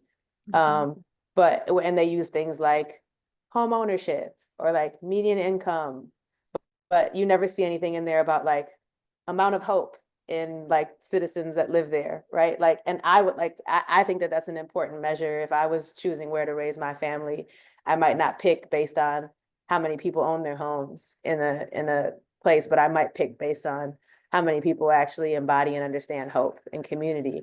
Are there places or spaces that are doing that work to actually change some of the larger systemic measures of health of places that are based on concepts like this? I think there are. I also think they're flawed. I mean, everything is flawed, but if we were to measure something like hope, a lot of studies don't find hope, the dominant view of hope, as like the will and the way to get somewhere. A lot of studies in the United States don't find that many racial differences or gender differences. But there was one study that influenced me that was a large quantitative study in South Africa. And basically every measure of privilege was skewed where the most hopeful people were the most privileged groups. That was rural urban, that was male female, that was the racial categories within South Africa. And so the amount of education. And so I think that if you get, my hunch is that the lack of variability in the United States are because a lot of the studies don't have enough of a range. It's a restriction of range problem. If you don't have enough people, if you don't have enough variability in your samples, then you won't see differences, right? If you just study people that generally have good opportunities, then you don't see the opportunities relate to, because you're studying too small of a slice. So if you don't have a range in your sample, then you don't have a range in your finding, or the small range that's going to be there is not going to, you don't have enough space to see if things are different. And so when I've seen measures of happiness or hope, if look at the survey items. And so, because I don't know that I would trust something that says like, here, move here because here people are more hopeful. Well, what were actually those items that operationally defined it? And I think that's a piece of our literature and of psychological science that just has a lot of room to grow, because the operational definition of hope is based on this self-made narrative. And so it's going to, right now, if there are some of those measures, I still think that it kind of goes back to who typically is getting the opportunities, and what realistically is within reach. And that's just anybody who's going into research, go there, because there's room to build. Dr. Thomas, there's a question in the chat. Do you feel capitalism consumption also plays a role in this country? Yes. Yes. It's what doesn't get into this research is what are you hoping for, right? I'm trying to get into it as like something for the common good. But I think if people do start including this operational definition in different surveys, it's not perfect, right? Somebody that thinks that capitalism is the way out of every problem is going to answer something differently than somebody who thinks that reducing consumerism is something that's important for the planet. And so, or somebody thinking that, and so people could obviously what people value and what they aspire to and the solutions they think. A lot of people think have differences in what they think would lead to the common good. And so it's not that everybody has the same definition of like, yes, and the common good means, no modern medicine, or the common good, right? And so it does, it will collapse in some settings for sure, or have a lot of variation between. I really appreciate the conversation around the context for hope and where it lives, in the space of adversity, specifically when we talk about historical harm in this country and current harm in this country. And what I love about what you're talking about is when we are honest with ourselves and each other about what's actually happening, then we have a ground that we can stand on. And certainly we see things differently based on our experiences and our various identities, right? And also there's great power in listening to the collective wisdom and sharing and thinking about looking at how we move forward from this place of like what's actually happening and our experiences and seeing each other. And I think there's some real hope in being willingness to hear each other and being willingness to honor people's experiences and being willing to look at how do people say harm can be repaired for them, and being willing to do that and asking questions and being in the mess. So I really love the title, and I so appreciate what you're saying. I think it's so germane. And I want you all to know, I took a lot of the screenshots, thanks Dr. Thomas for those, and put those on the Padlet on top. So if you weren't able to capture them, they're there along with the chat. So Dr. Thomas, for your work, if you want to grab that for yourself, sometimes it's nice to have all of those pieces in reflection. So I know that we are at 11:18, a little bit past your time. So we thank you so much for your sharing and your wisdom. And one more big thank you. Thank you so much. It's very special for me. Thank you.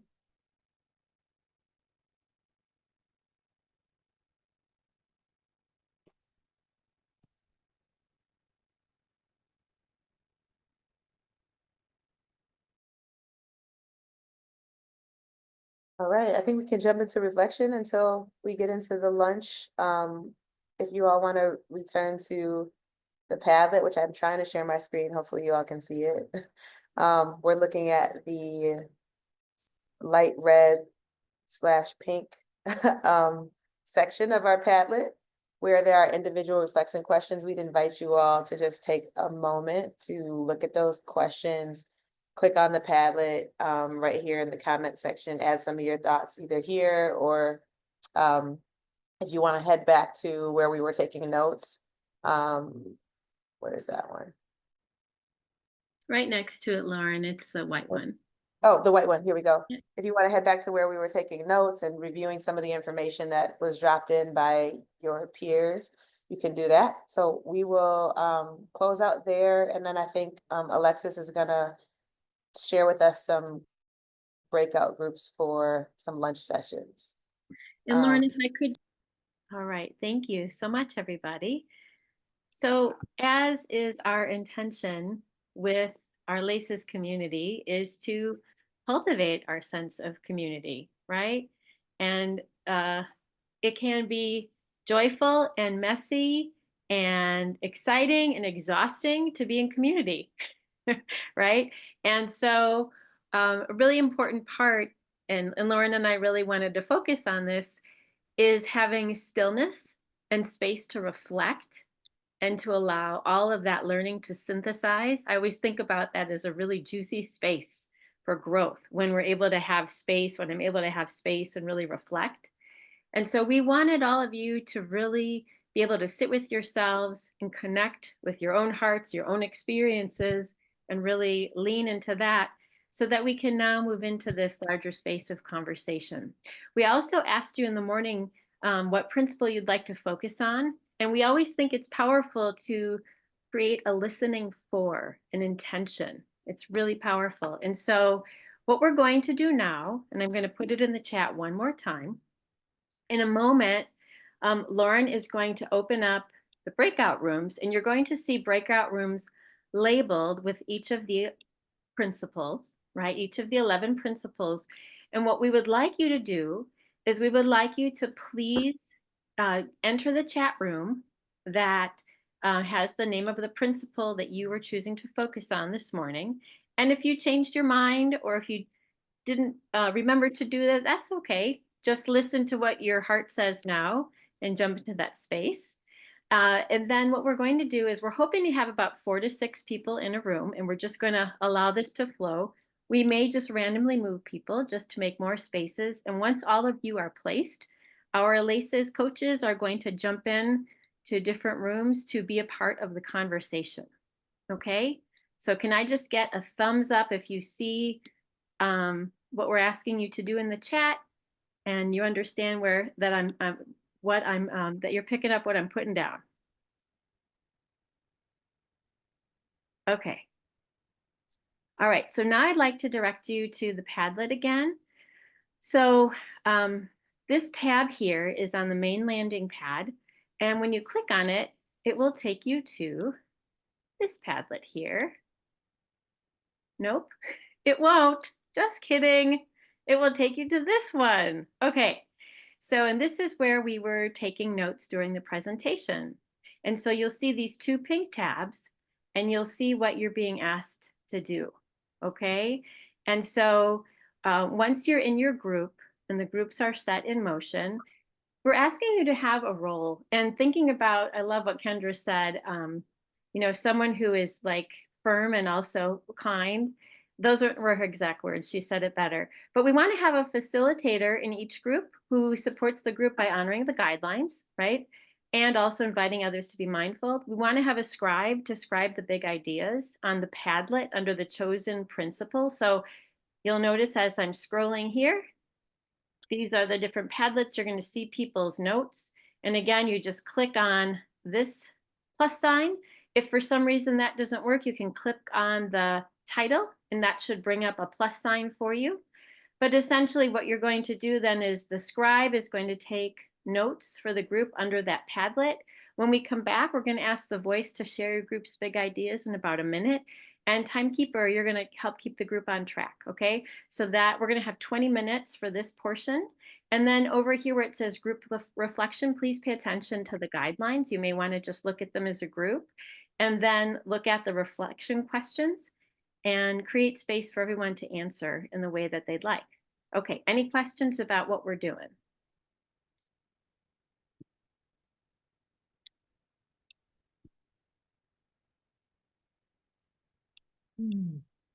Let me see. Oh, sure thing. We'll put the Padlet link back. Thank you for asking. We got you. Okay, everyone. So we'll put that Padlet link back, and if there aren't any other questions, we can go forth and we'll put 20 minutes on the clock. So that means we'll come back here at 1. Actually, you know what? Let's do it. We're going to come back a little bit less time. Lauren, what do you think? 12:55? Yep, let's do, yeah, let's do 12:55. Thank you, Future, putting that in the chat. And then we'll come back at 12:55. Okay, everyone.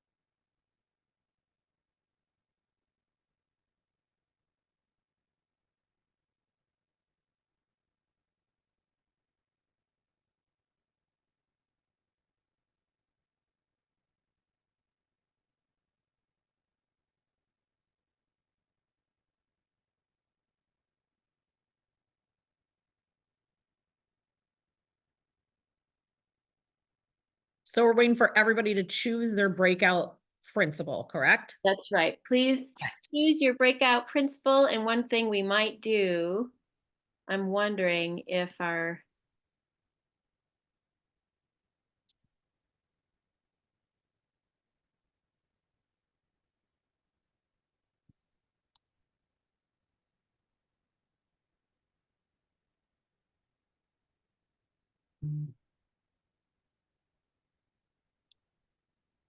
Lauren, I'm wondering if now we could maybe just move people to different rooms. Sure. Is anybody having trouble that needs help being moved? If you want to put that in the chat or just come off mute, we We're can here help. to help. Yeah, maybe that could be an issue too. Yeah, I don't see anything. I think if you go to the bottom of your screen where it says breakout rooms. It doesn't say breakout rooms at Oh, the no. bottom of my screen. Okay, sounds good. Who are we speaking with? Jessica. Okay, Jessica. Okay, Mr. Paul, I got you. Sorry. Maybe try to check, click on the 3 dots, then you'll see the breakout rooms. I don't have them there either. I was looking before. Oh, here, wait, maybe. Thank you. Thank you for asking. Mhm. Thanks for helping too. Okay, and Mr. Paul, I got you. Did you have a preference?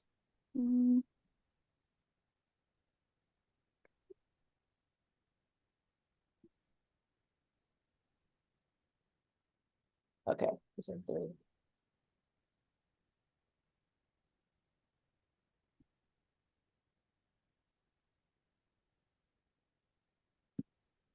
Okay, so where is everybody going? Because we have to break up. Yep. And so here's what I'm going to say.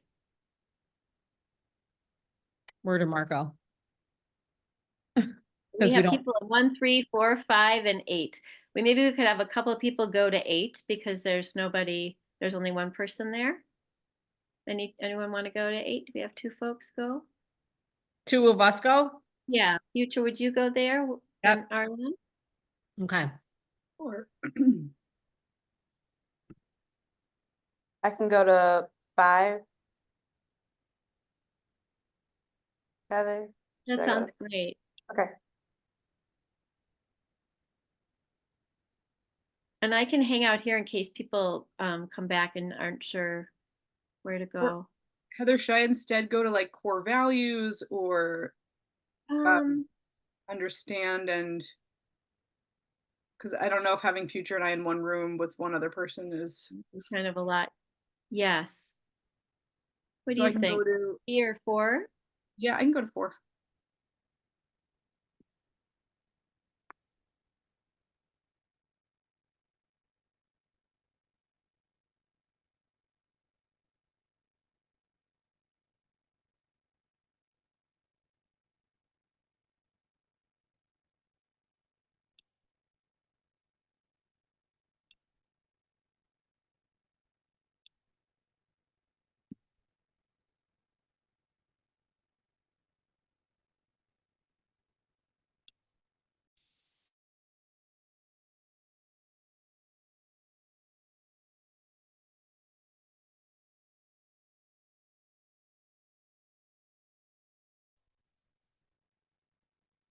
If anybody's just coming back, let me know and I can help you get into a room.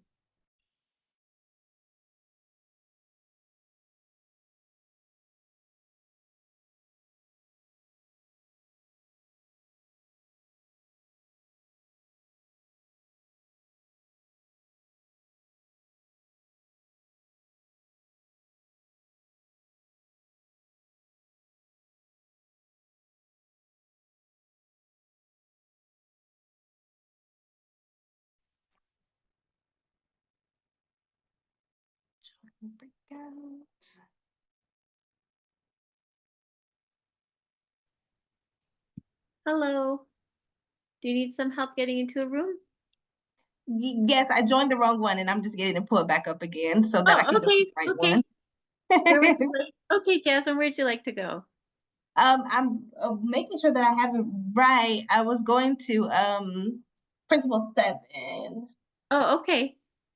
Jasmine, you know what? I don't see anybody there, but I'm Oh, happy. But we can talk about Principal 7 here, you and me. that sounds like a plan. I want to make sure that I have the right thing here that I'm looking at. I see the character. I want to make sure that I have the right thing. Sure, which one? You mean the principal? Yeah, I want to make sure I have the right principle because I'm looking. I see 7 as fosters students self-motivation. Yep, intrinsic character. Mm-hmm. Okay, perfect. No, that's me. Okay, perfect. Yay. Hi, Jasmine. I'm Heather. Nice to meet you. Let me turn my camera on. Sorry, I thought I had my camera on. It is okay. For whatever reason, I can't turn my camera on. No It's worries. telling me that I'm participating in that is shared between 2 different apps.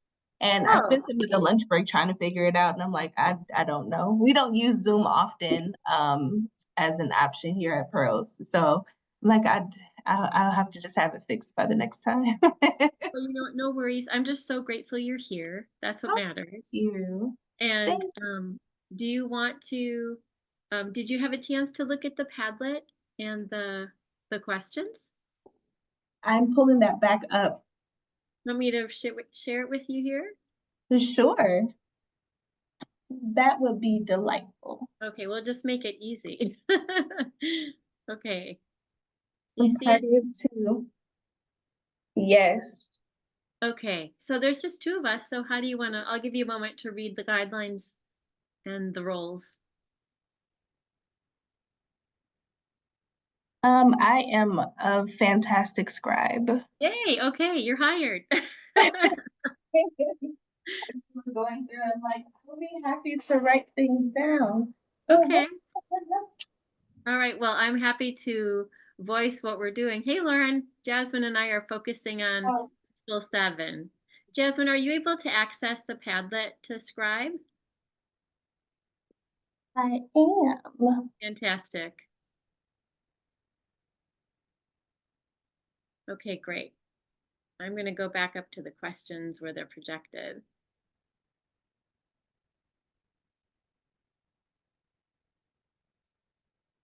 Oops. Write something beautiful. You like it, hey? Mm-hmm. So how are you thinking about intrinsic?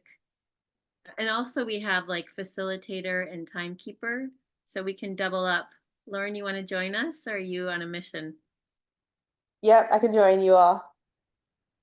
You want to be our facilitator and I can help timekeep? Sure thing. Well, I was just in group 5 or in principal 5 for a little bit, chatting with Madison about what brought her there. So I'm curious what brought us here as well to number 7. I love that question. I am at Pearls for Teen Girls, and I think we do some amazing work. And in the season that I'm in right now, I'm currently contracting with new partners. And I have noticed that I'm trying to find a way to say this politically correct. Don't worry about it. We as adults a lot of time can project what we feel like youth need on like to make that assumption. And in the role and how I have grown up professionally, I've always been student first, student led, or girl first, girl led. All of the decisions that we make for how we continue our business is based off of girl experience, girl, the things they do like, don't like, so on, so we can continue to curate the environment that works best for them. So when I saw this, I was like, I feel like that youth empowerment, but also that self-motivation for them to be able to guide that, like being able to take pieces of that and bringing the adults to meet the youth more where they are. That's what brought me here. You know what? That resonates so deeply with me. I have to tell you, because like I feel like unless we can do that for ourselves, that awareness of ourselves, our experiences as young people, and really listen to our young people, it's like it's a do to rather than a like let's co-create with. So that is just like the work of my heart, Jasmine. Thank you for sharing that. I'm happy we're in alignment. Ironically enough, Megan, who was in principal 5, had the same reflections that brought her to 5, which as I was like making the breakout rooms and trying to like summarize in like the small amount of characters that I have to name the rooms, what the principles were about, it was interesting to see some of the overlap just across principles as well. But to see there's a recurring focus on the kind of the goalposts and needs of community being set by the community, being informed by the community that it's intended for is like a theme that I feel really came out in the presentation today as well. That just like I love any conversation about agency and autonomy. And so yeah, so to your point, Jasmine and Heather, your points, I think figuring out how to do that quickly and effectively and letting the community own their outcomes in this space would be like a worthy brainstorm. But let's see. So I guess I kind of gave a little bit on number 1 myself, but are either of you thinking any differently about this principle after the presentation? No. Yep. I'm like, no. If anything, I feel more what is it? I feel more fired up. Like Affirmed. I feel affirmed yeah, too. affirmed, motivated. The feeling of I had so many partner meetings in the past couple of weeks, and it kind of gave me just a refresh, like I'm like, okay. Whew, okay, guys, like this is what I've learned of my time working with you. These are what I've learned that girls need. This is our the self-determination. This is the power of watching them. The power in watching something so scary as a girl maybe looking like she's gonna make the wrong decision and then quick turn, like actually no. Like it actually it recentered me the entire conversation. So no, I'm fired up. That's awesome. I love that reflection. Yeah, go ahead, Heather. No, you go. I just was saying I love that, like that. I feel like that was in the presentation a few times today too, where she was talking about the opportunity to live in the challenge, like how the hope lives in the challenge, and it's not just like easy. It's like people who are really demonstrating the level of hope that we should all aspire to are navigating very difficult situations.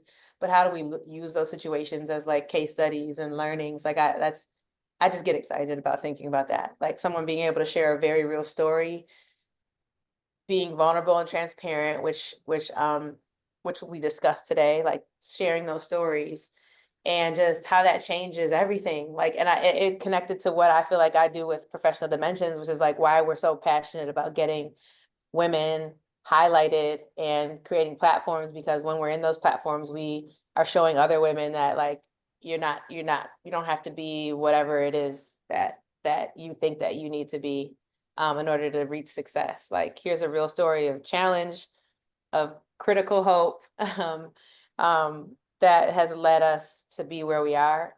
So I don't know. I think you have so many of those at Pearls. Like I'm imagining you all putting out like a curriculum or just like a packet of case studies based on having every girl write because she gave us the challenge, Dr. Kendra gave us the challenge of rewriting our story from like a hope lens. And like them being able to do that, putting together a whole like workshop that's using real stories from real girls to learn about how we build character. That'd be pretty cool. Mhm. And even having them lead it. Like, I love Yeah, this idea of yeah. like having them lead that work. And I just think I feel like both of you do. Like this is where it's at. And I think we even spoke to kind of like what the action is. I think for adults, it's like sit down, do our own damn work, listen, Right, and right. right, and Mhm. really, and then be with our young people and listen to them as well, and then like really co-create. And we have Mhm. to do our own work so that our young people that we're able to step back, Mhm.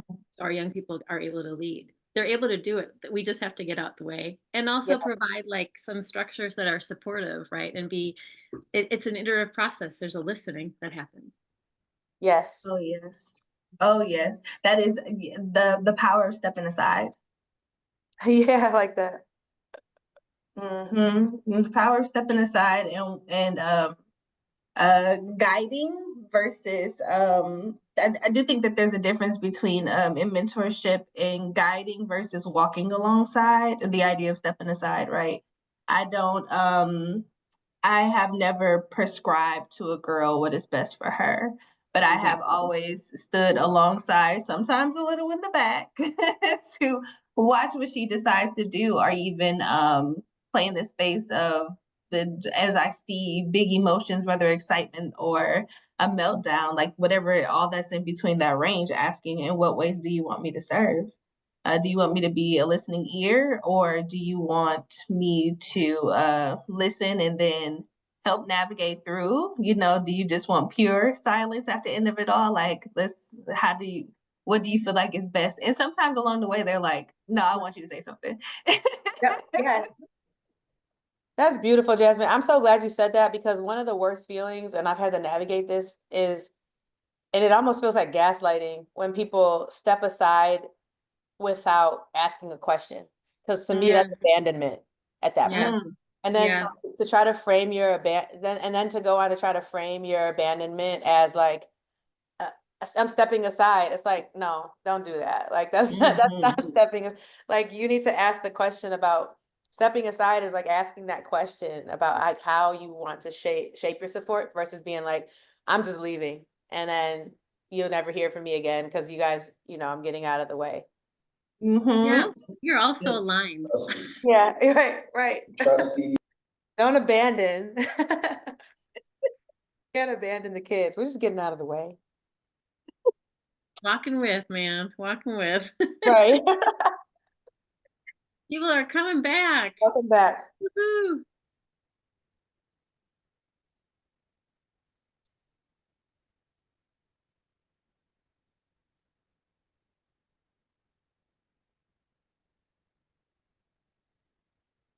Thanks, everybody. Are we all back? I think we're all back. Not yet. In We there, still got some people making hanging their way. out. Maybe, or maybe we are. Future Madison and Miss Tao, I think. Oh, there we go. Here they come. Okay, yay. Welcome back. Thank you so much for jumping into that space and being flexible about how we set that up. We wanted to really have this be a way to speak to what everybody was resonating with and create ways for all of you to connect through this work, even beyond your teams, which is really the point of this whole community, right? So we're going to invite the voice from each group to speak. If you could just please go ahead and tell me what principle you're talking about, and I can scroll up to your notes and share what you wrote down if you have it there.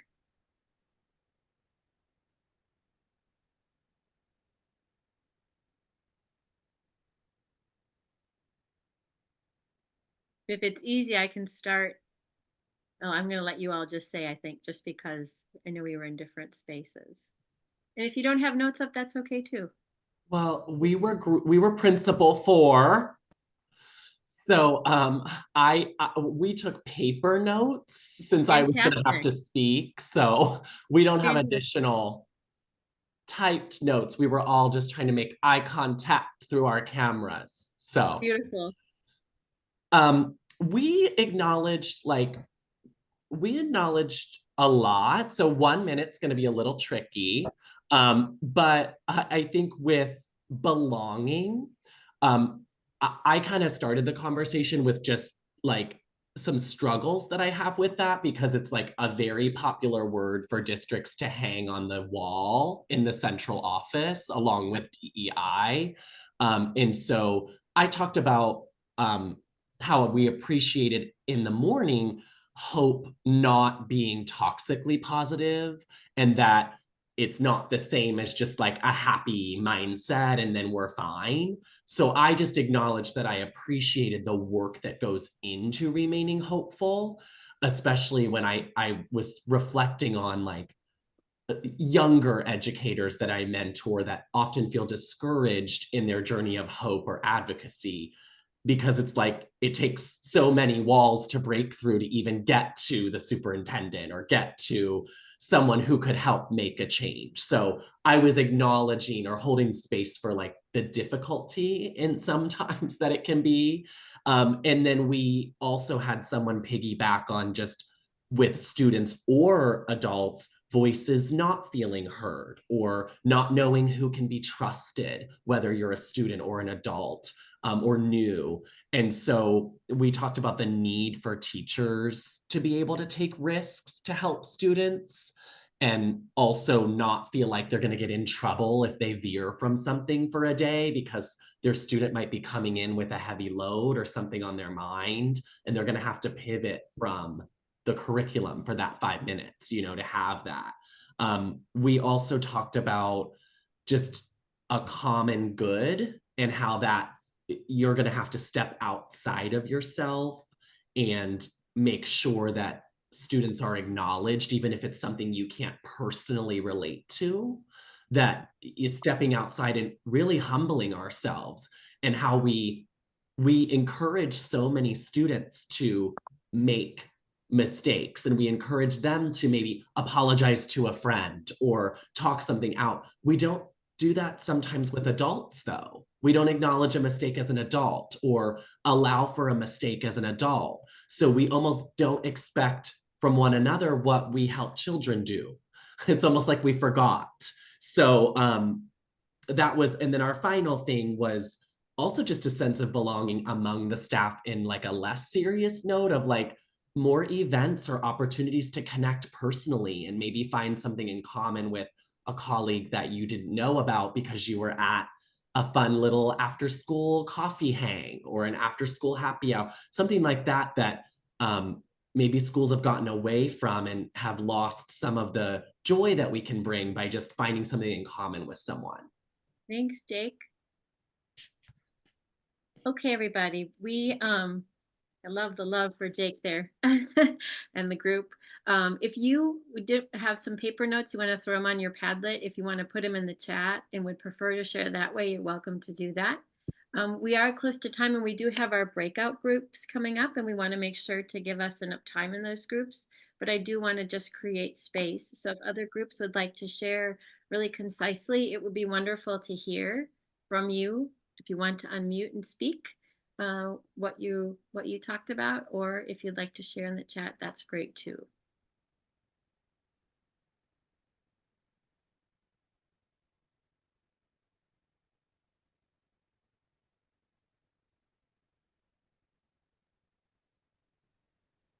Would a representative from another group like to share the voice from another group?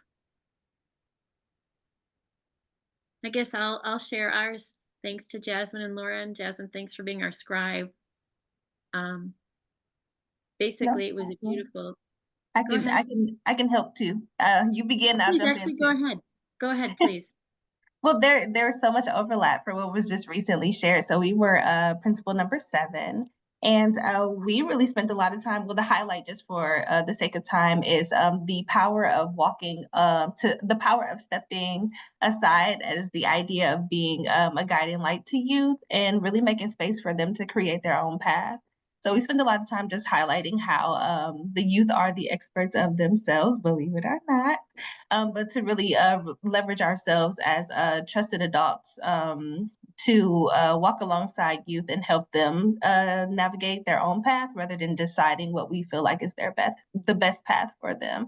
There's so much overlap in what was just recently shared and like adults not practicing the same thing that we expect out of youth. I thought that was really powerful. But the idea of agency and allowing for I work at Pros for Teen Girls, so if I say our girls, I'm just trying to catch myself. But allowing our youth to be the expert of themselves and making space for them to share authentically what they want, what they feel, what they desire. Thank you so much, Jasmine, for scribing and for sharing.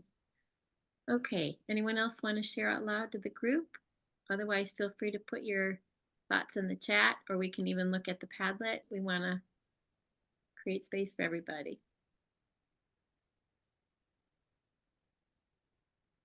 Mucho to March.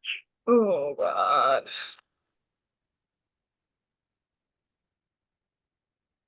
Okay, I'm going to stop my share for now.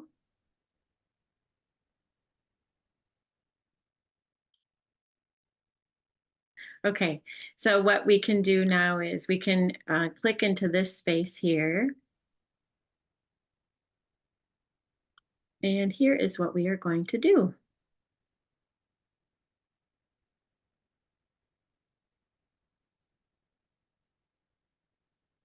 It's taking a moment to load. I'm going to stop my share for just a second.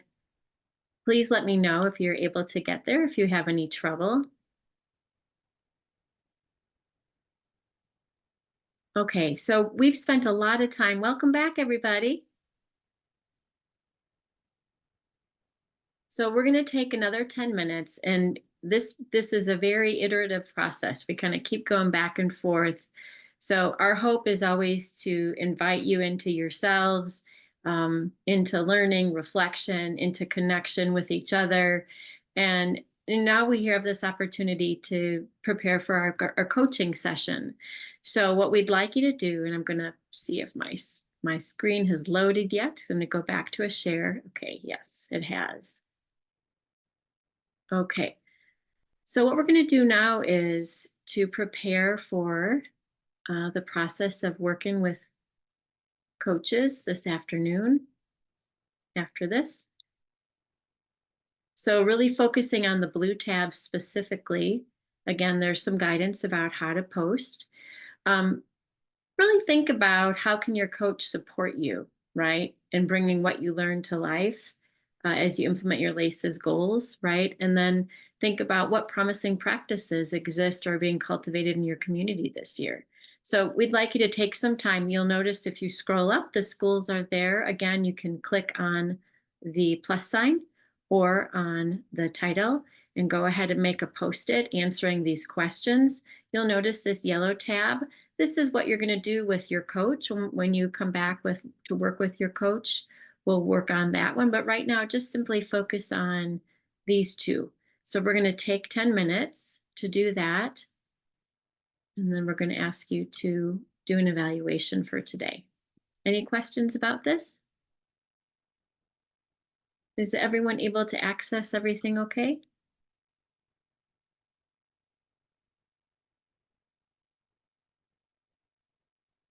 Thanks, everybody. So just take about, where are we at with time?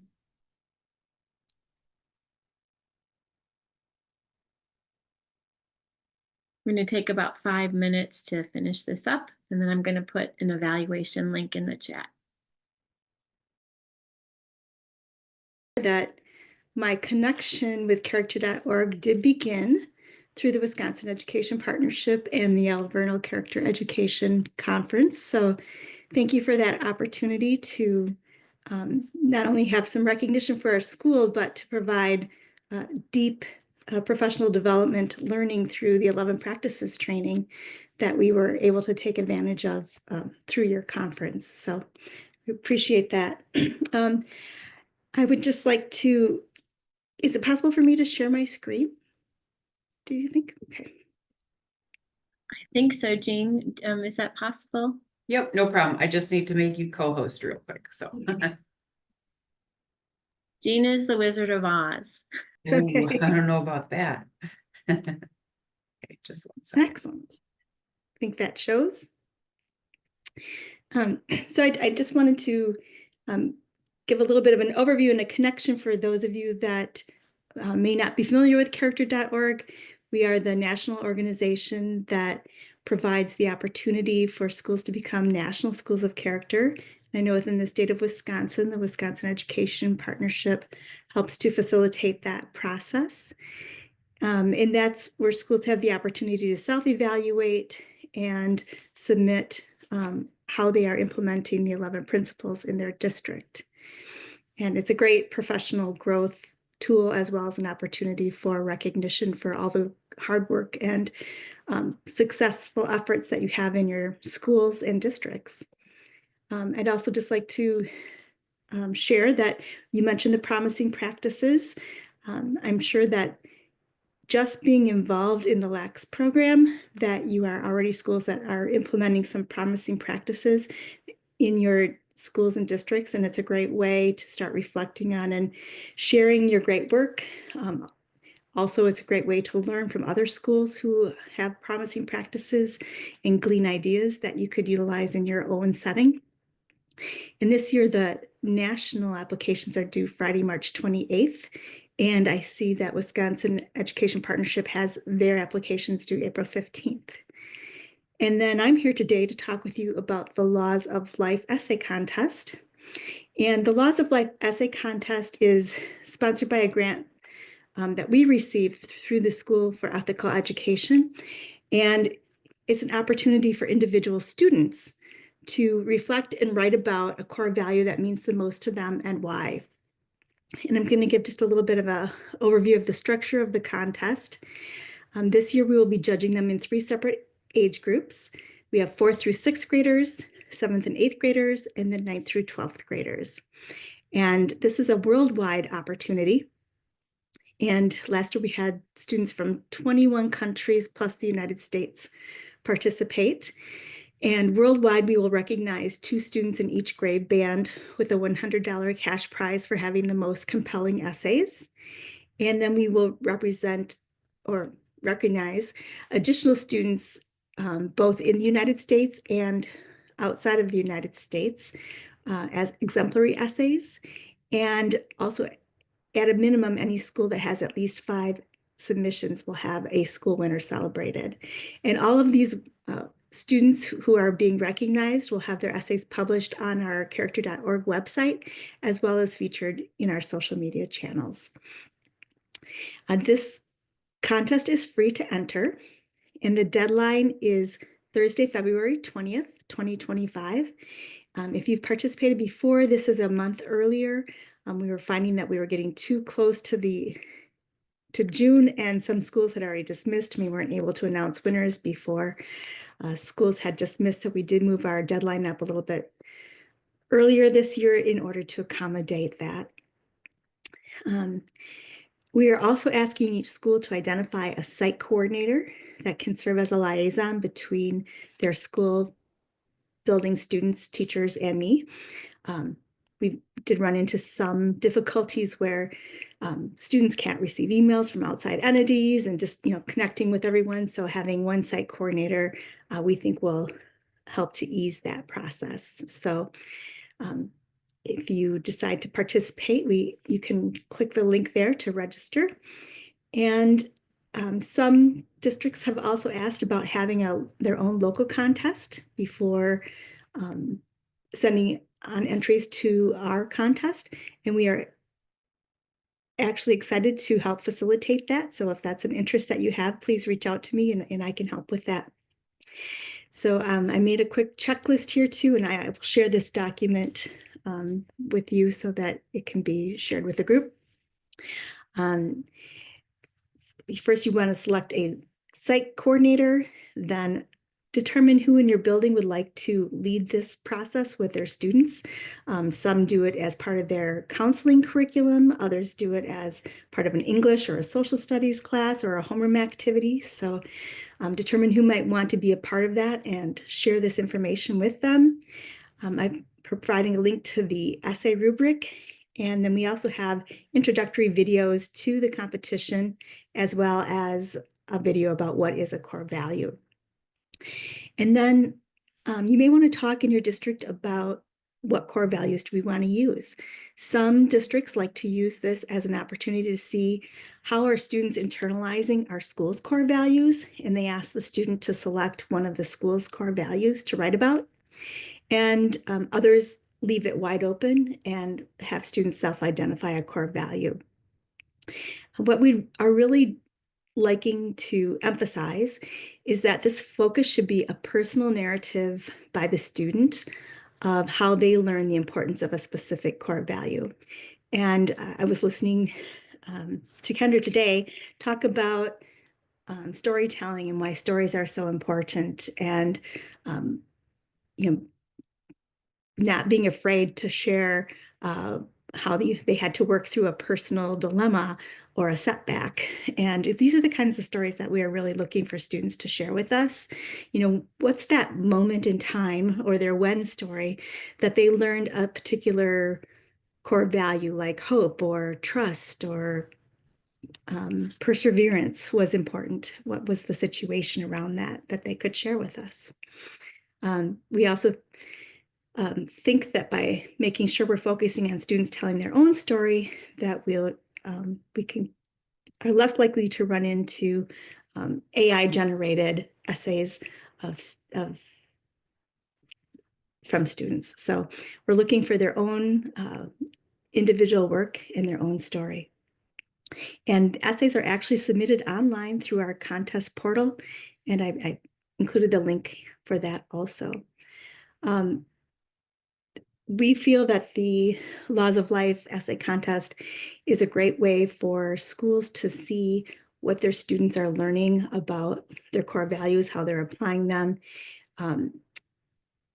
That chance to reflect and share their own story, I think you'd be amazed at what students are able to share with you about their understanding of core values and character education.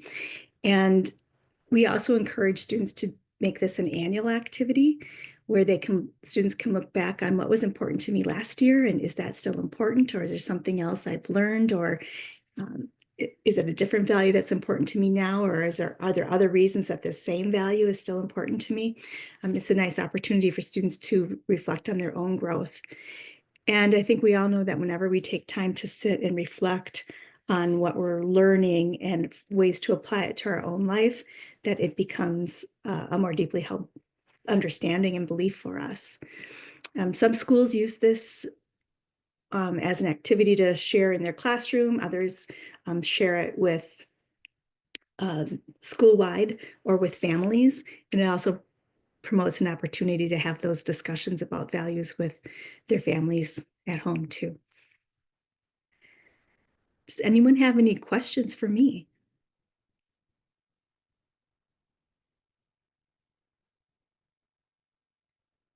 Well, if not, I will certainly share this document.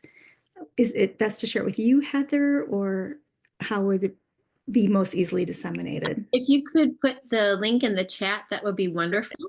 Okay. And then I can put it up on the Padlet and we can send it out as well, or put it in the binder. Excellent. Well, Ladies thank you for this opportunity to share. And I encourage you, to consider it as a school-wide or a classroom or grade level activity, but certainly if that's not possible, you may have individual students that are interested in an extra opportunity to share their writing and their thoughts. So we love to hear the student voice.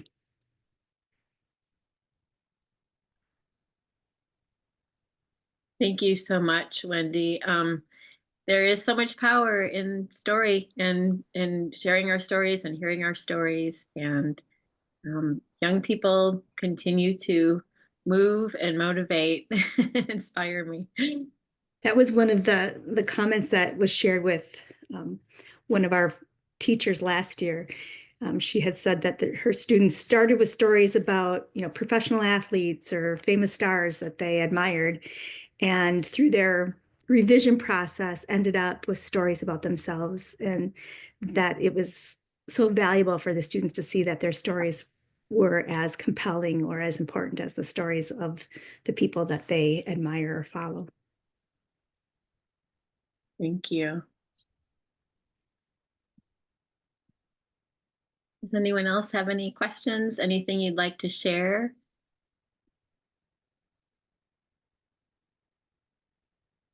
Heather, if I could just take a moment to talk about the Character Education Conference, that would be great. Is this a good time? Okay. Hey everyone, I'm Katie, and I just want to take a moment to talk to you about another really cool opportunity for you all to engage in March. It's the Character Education Conference. It's going to be on March 6th. I know there's been some things sent out around it. I know there will continue to be as we're putting it together, but it'll be on March 6th. There'll be a preview conference on March 5th. And I just want to share what will happen on the 5th, if you're able to come to that. They'll be talking about executive functioning and what the support is for that. We'll have a representative from DPI as well as Rogers coming to explain those types of things. If you'd like to engage in that, that would be on March 5th. But the actual conference is on March 6th. And we have a wonderful keynote speaker that we did solidify from Character Strong. It's Kate Pastor. And her theme for her discussion that day will be the character journey, thriving together through well-being, belonging, and engagement. So she'll be taking on a good portion of the conference and sharing her expertise, as well as there'll be several different type of breakout sessions from different leaders and educators from around our state, really. I'm going to explain different best practices for character education that they've used within their own classrooms, within their own schools, within their own districts that have been super successful. And so we just want to extend this invitation to you all to start looking at that, see if you're interested in joining, and look for information from Julie and Jean that will be sent out for that, because everyone in LACCS is invited. So mark your calendar for March 6th for that. Thank you, Katie. Any other announcements? Character related or other? Okay, so we're gonna do something a little silly before we go into our coaching sessions. I know I can't resist. Okay, so just look at the area around you, right? And just grab an object that is just near you, in your vicinity. We're just gonna do a little like, where are you in the world right now? Grab an object in the vicinity of where you are and just kind of hold it up in the screen. What do you got?